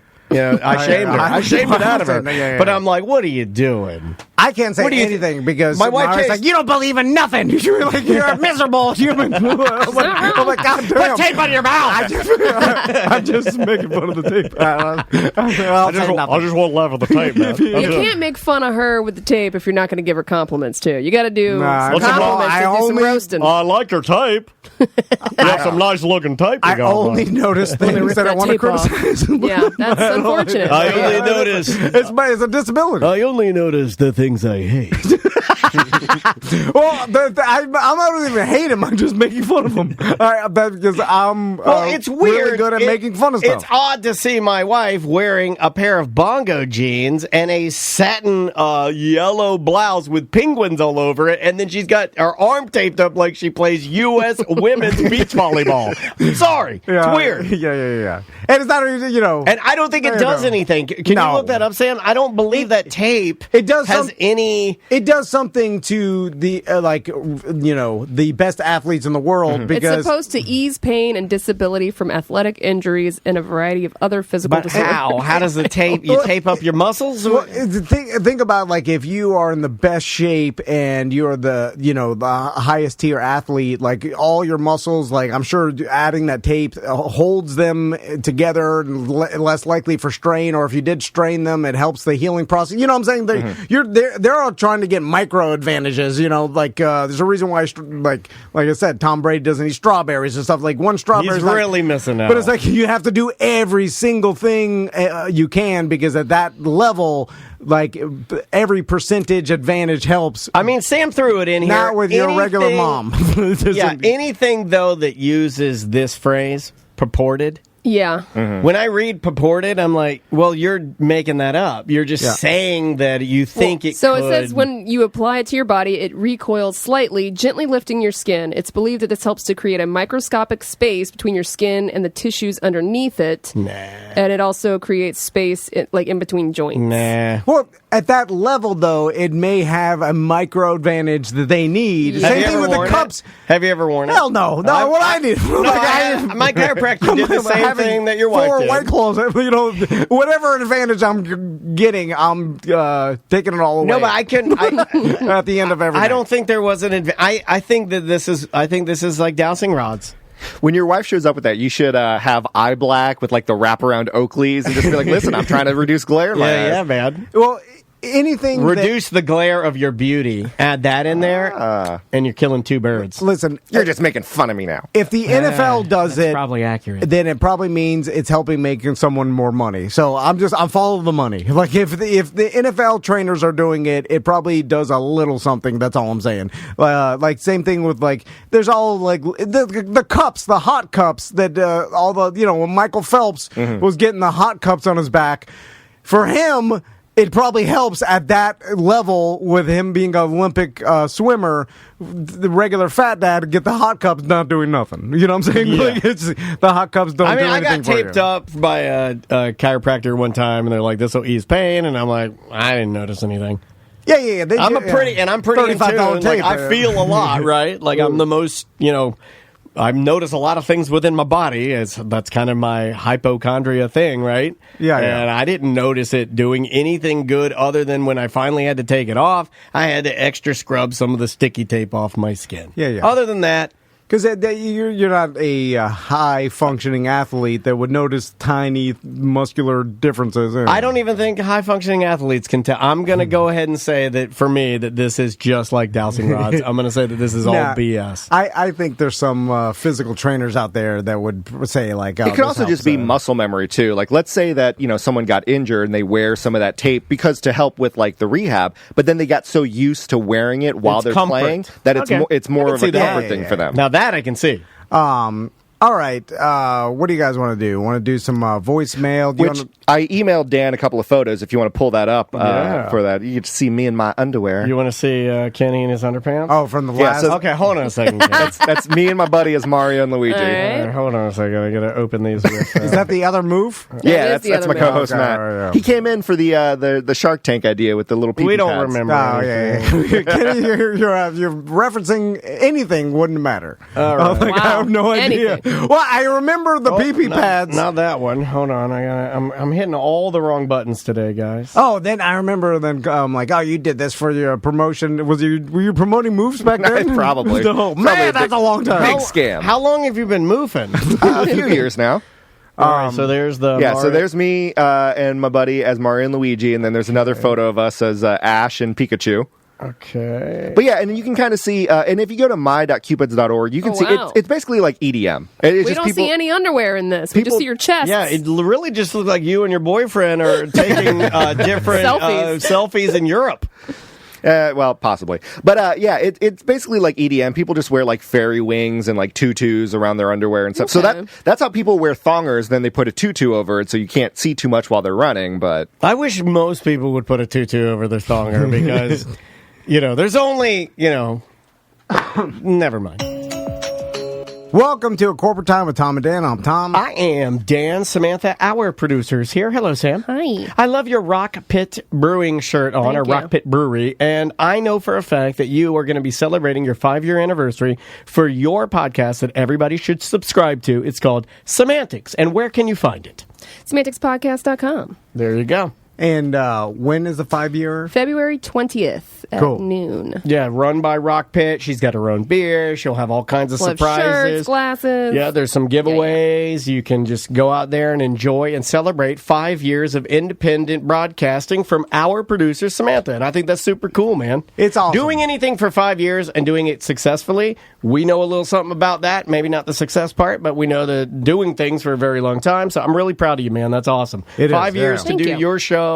It's crazy. It's 5 years of running a small business because Semantics it's a business. is a 100%. business of Samantha's, and doing that for that long of a time consistently is an achievement. Yeah, and helping us with ours as a job. So I'm proud of you, amazing. man. It's damn amazing.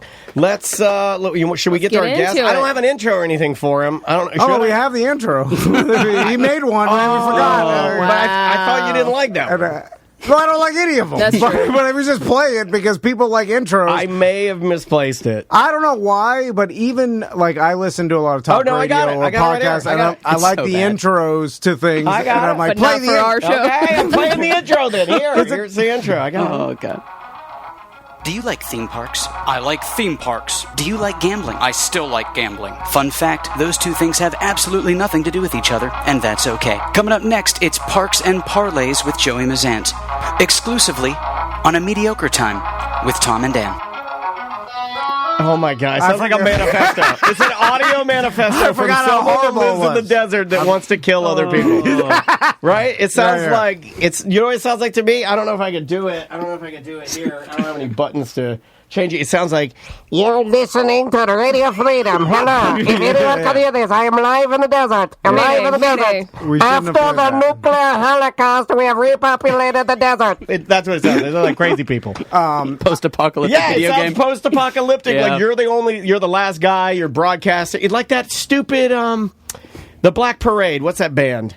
Oh, My Chemical Romance. Yeah, My Chemical Romance. Yeah, that guy, the Gerard Way. He loves that stuff. He's like, it's the end of the world. Remember, they did a whole album where it's like, the end of the world, it's radio spiders. And we're just broadcasting to nobody because this is the new freedom. And I'm like, what does that even mean? My wife's on the couch here. I forgot. Your wife's on the couch. Why don't you say your wife is a guest on our show? No, my wife is on the couch, and I'm going to command her now. She's about to be commanded. She freaked me out because when you came in here, I'm like, "What's happening?" Yeah. We're having an intervention. Well, this morning it's perfect timing. No, come on, don't talk about it. What's happening? I need to know. No, nothing's happening. Oh, I like your Dracula impression. What's happening? I must know. I must know what's happening. No. You do good voices. We need to have you on more often. This is fun. So let's get to Joey's segment here because we got a lot to talk about. The Grandpa park. wants to get back to business. I was having fun with your wife on the couch. So Joey mentioned something when you first walked in, and you gave us a little trivia because you brought some delicious Toll Road beer. Yeah, I got some right here. And did you pour something for me? Yeah. That's on me. I'm a horrible host. I do apologize. Now I can't help but notice, and this is I'm being serious here. This is not a goof. And this will be good for us to segue into something we can talk about. I can't help but notice that Joey is one of the most prepared listeners that we have. He comes by. He's always, bringing us a little treat. I put you up there with a Chris Crespo. Chris Crespo does something I've talked about many, many times. Whenever he comes to your show, he'll bring like a treat, like a snick snack or something for you. And you brought some Solo cups, and they have beer in them. But this Solo cup has been redesigned. This is a newly designed Solo cup. So does the old, wives' tale of the lines on the Solo cup meaning different ounce sizes? Is that still correlate to this new designed Solo cup? It doesn't look like it. It doesn't look like it, right? I think they're just getting fancy. Was that real or was that a myth? I thought that the Solo company came out and said, yeah, you guys are idiots. We never made that. That's just the mold in our Chinese factory. Yeah, it's our Chinese factory mold, and you guys are dumb enough to believe that everything has a purpose, and it does not. I have no idea, but well, that's delicious. What is that? That is a NEPA, New England IPA. For the good guys at Toll Road, it is called It's Wicked Hazy, Joey, and it is there. Fun fact: only 3 people have ever had a beer named after them at Toll Road. One is the owner of Dead Lizard Brewing. Okay. One is hero and friend Mike Aiello, and one is this guy. Yay! You're right up there with Mike. This is delicious. They'll do it for us. No big deal. Of course. I mean, we kind of I wasn't going to talk about this today, but your wife's here and she needs to hear this too. Okay, good. She needs to hear this. Everybody needs to hear this. This entire city's on notice because we're going to start slinging our around. No, come on. Samantha's it just had to be said. I can't even see the timestamp. We have been working so hard to build this company up, but now we're going to use what we've built. We're going to start knocking some things over. If you know what I mean. It's helicopter time, baby. All right. Whoosh, whoosh. So Joey, you said, hey, do you guys know... Gotta had one sip of beer and that happened. I know, my heart stopped going so fast. Anyway, so Joey said, hey, do you guys know what's the first bar that opens on Disney property? And I'm like, wait, save it for the show. Is it a joke? So... you think it's a dad joke? No, I thought he was going to say, it's the... I don't know, I'm trying to think of a character. It drives me nuts. Yeah, exactly. I wanted, the word bar in there. He's like, what's the first bar that opens on Disney property? So I would say, it's obviously... If there was, a guy named... Steve Barrington. Yeah, I get you. Goof Bar. I'm trying to think of a joke. So, Joey, what is it? So every day that I go to Hollywood Studios, park opens at 9, actually opens 8:30, doors are cracked at 7:30. I show up at 6 a.m. because if you go to the Swan and Dolphin Resort, you can walk into the place called Fuel. They start serving beer at 6 a.m. Really? My God, man. Don't judge. Fuel? Be nice. Give me fuel, give me fire, give me that which I desire. So I thought you were going to tie in as a good businessman that we just signed up Toll Road as a watering hole, but I guess you just jumped over that. No, his heart's doing it again. I think I said something about that at the beginning, but yeah, mumbled through it. Toll Road is our new watering hole sponsor, and we will have everything set up in March 1st. But they're up on the site now, and they have delicious beers. Hey, drop by there, tell them we said hey. So 6 a.m. So basically, they just start serving alcohol as soon as they open. Only beer and wine, no liquor, because apparently there's whatever. I mean, I'm not going to drink liquor. There's a stigma for the liquor? Okay. Okay. Why do they do that? I've always... Alcohol's alcohol. In breakfast drinks is your Bloody Marys is liquor. Right. Like any other breakfast mimosas. Mimosas. I don't even know why we have times for alcohol. I mean, I love, and I've talked about this, the proper time to drink a beer is right when you wake up. Dude, I feel like it makes you feel good. It's a good feel. I've always loved morning drinking. I adore it. It's my favorite because by the end of the day, you've kind of walked off your hangover and then you can go back to bed regularly. You don't have to go back to bed crocked. My family's always asked, they go, you drink a lot on Disney property. I'm like, well, in my defense, I drink a lot everywhere, but I'm listening. And they said, what's your favorite beer? And I just said, the next one.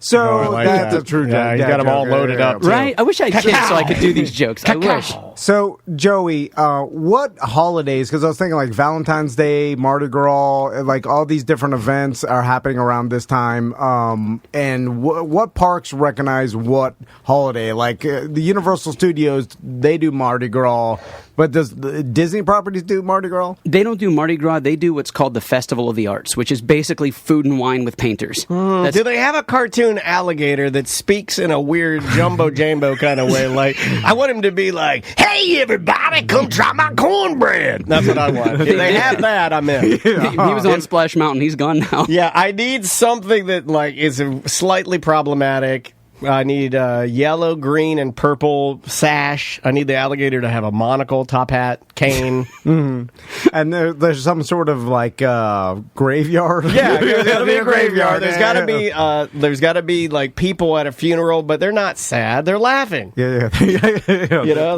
there's got to be some Zatarans. Because Zatarans, they zazz it up. Some whistling and the thing. Second line.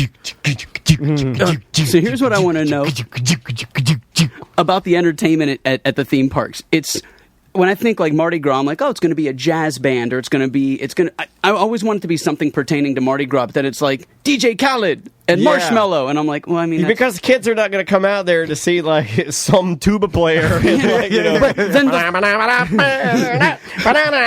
like they're, you know, they want to see kids DJ don't want Khaled. that. They want to be lit, and I'm sorry that's But not I that. want that. What do you want? I want that tuba player. Yeah, but they're not catering. You like a softer kind of lit. You know, I'm a kid. I know.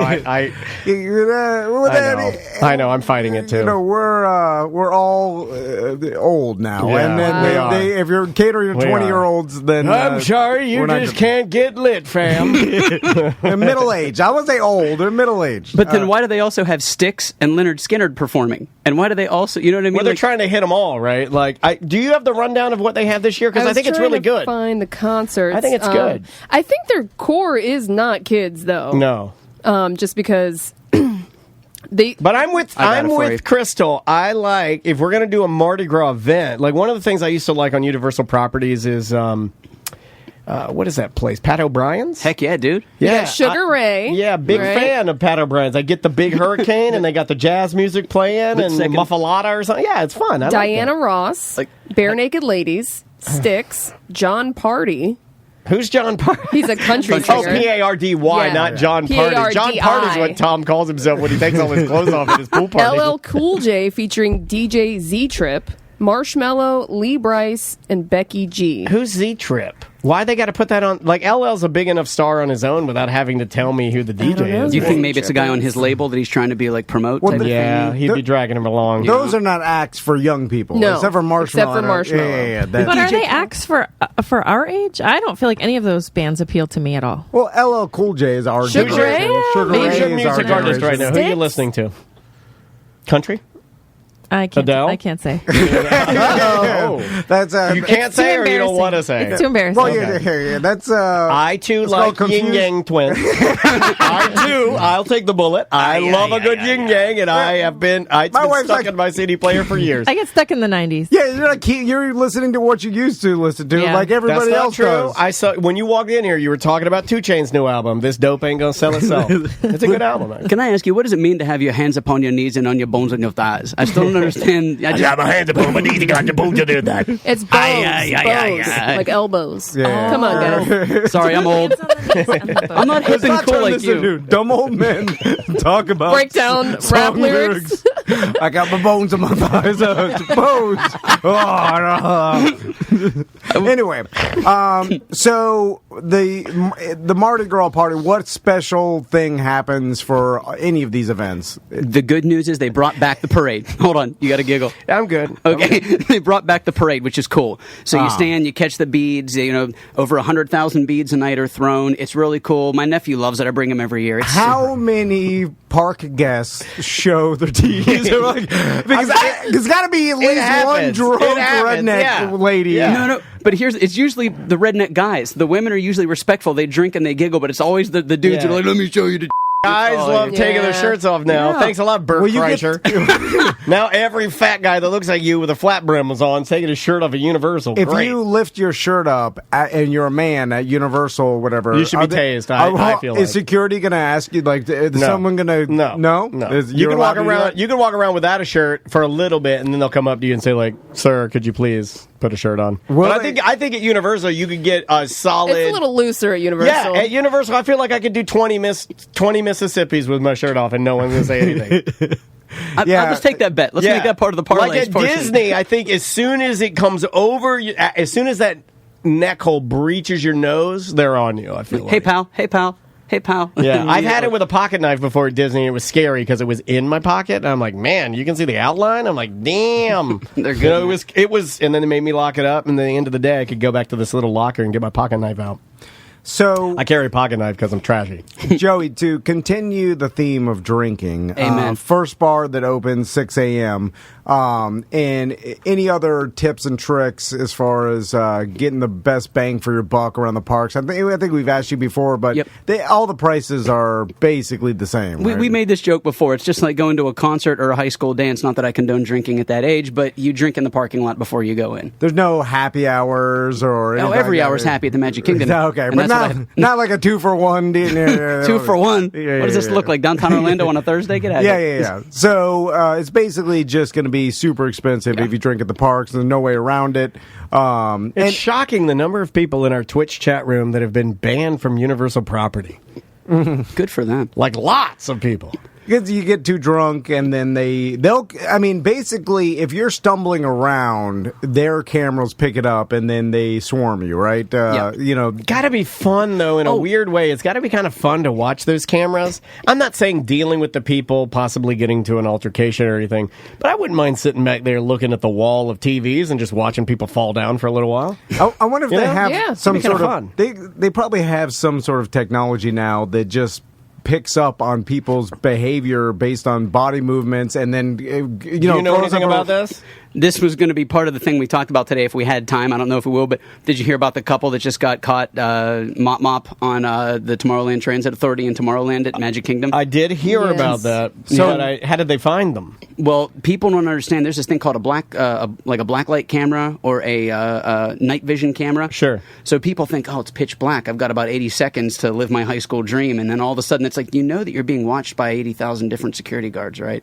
And they're like, I did not know that until I got off the ride, and they told me that I was being watched. It's like, ooh. So even in the dark, obviously they have night vision cameras watching everything. You know, like of course, Paris Hilton. Yeah. Oh yeah. Call back to yesterday's episode. But if you're saying, I mean, the technology's been there for years. You know, like one night in Tomorrowland, and there's no like area of the park that you could even duck behind the camera. So like every angle of all the parks, because I've always thought, and this has been a small fantasy of mine, I've always thought that with people not seeing, that it would be possible for me to like slip into a bush or maybe like one of those brown trash cans, you know, like slip in there and just hide and then wait till they shut the park down, and then I come out and I'm in. Yeah! Like that's been one of my dreams. I got a weird, like, leave me in the mall, like Corduroy the bear or something. You want to come out when everything's closed? Yeah, like a cartoon bear, like Corduroy from the book Corduroy comes out in the department store. Yeah.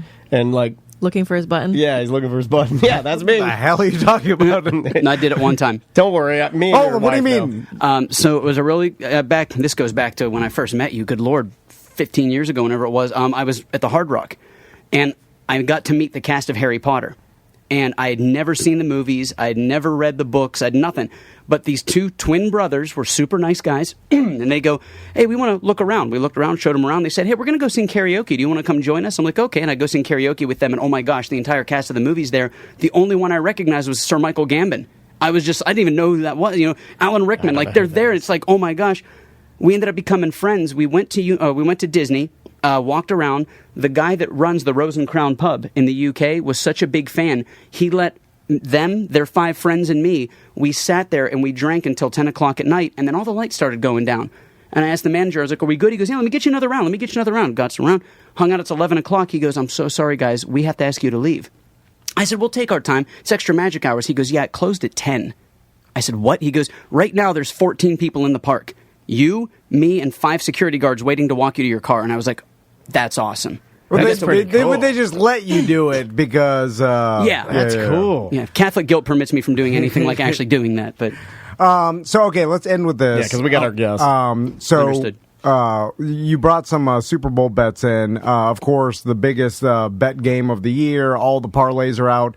What do you suggest? Because I got one that I think you'll like, Joey. Well, I'm excited. Oh, you're gonna let me take you to Vegas this time? Well, I can bet on my app now, so okay. You don't need me. You don't need me anymore. I mean, if we had to put some big money down, we'd have to fly to Vegas, or at least I'll get Tiffany to drive over. Yeah, I can get someone. She's a brand new baby. That's all right. Hey, brand new moms need that getaway. You want to go get a coffee, have some time away? They like that. Listen, they need that. She went on a date. The baby was like 3 days old. I know. That's the second one. Well, they're rich because that's what you can do. Well, they got a big family too. You know, you're rich. You got a big family. You can go. I'm poor, and all my family's dead. Well, I'm not poor, but you know what I mean. dates for you. I still haven't left my kids with anybody.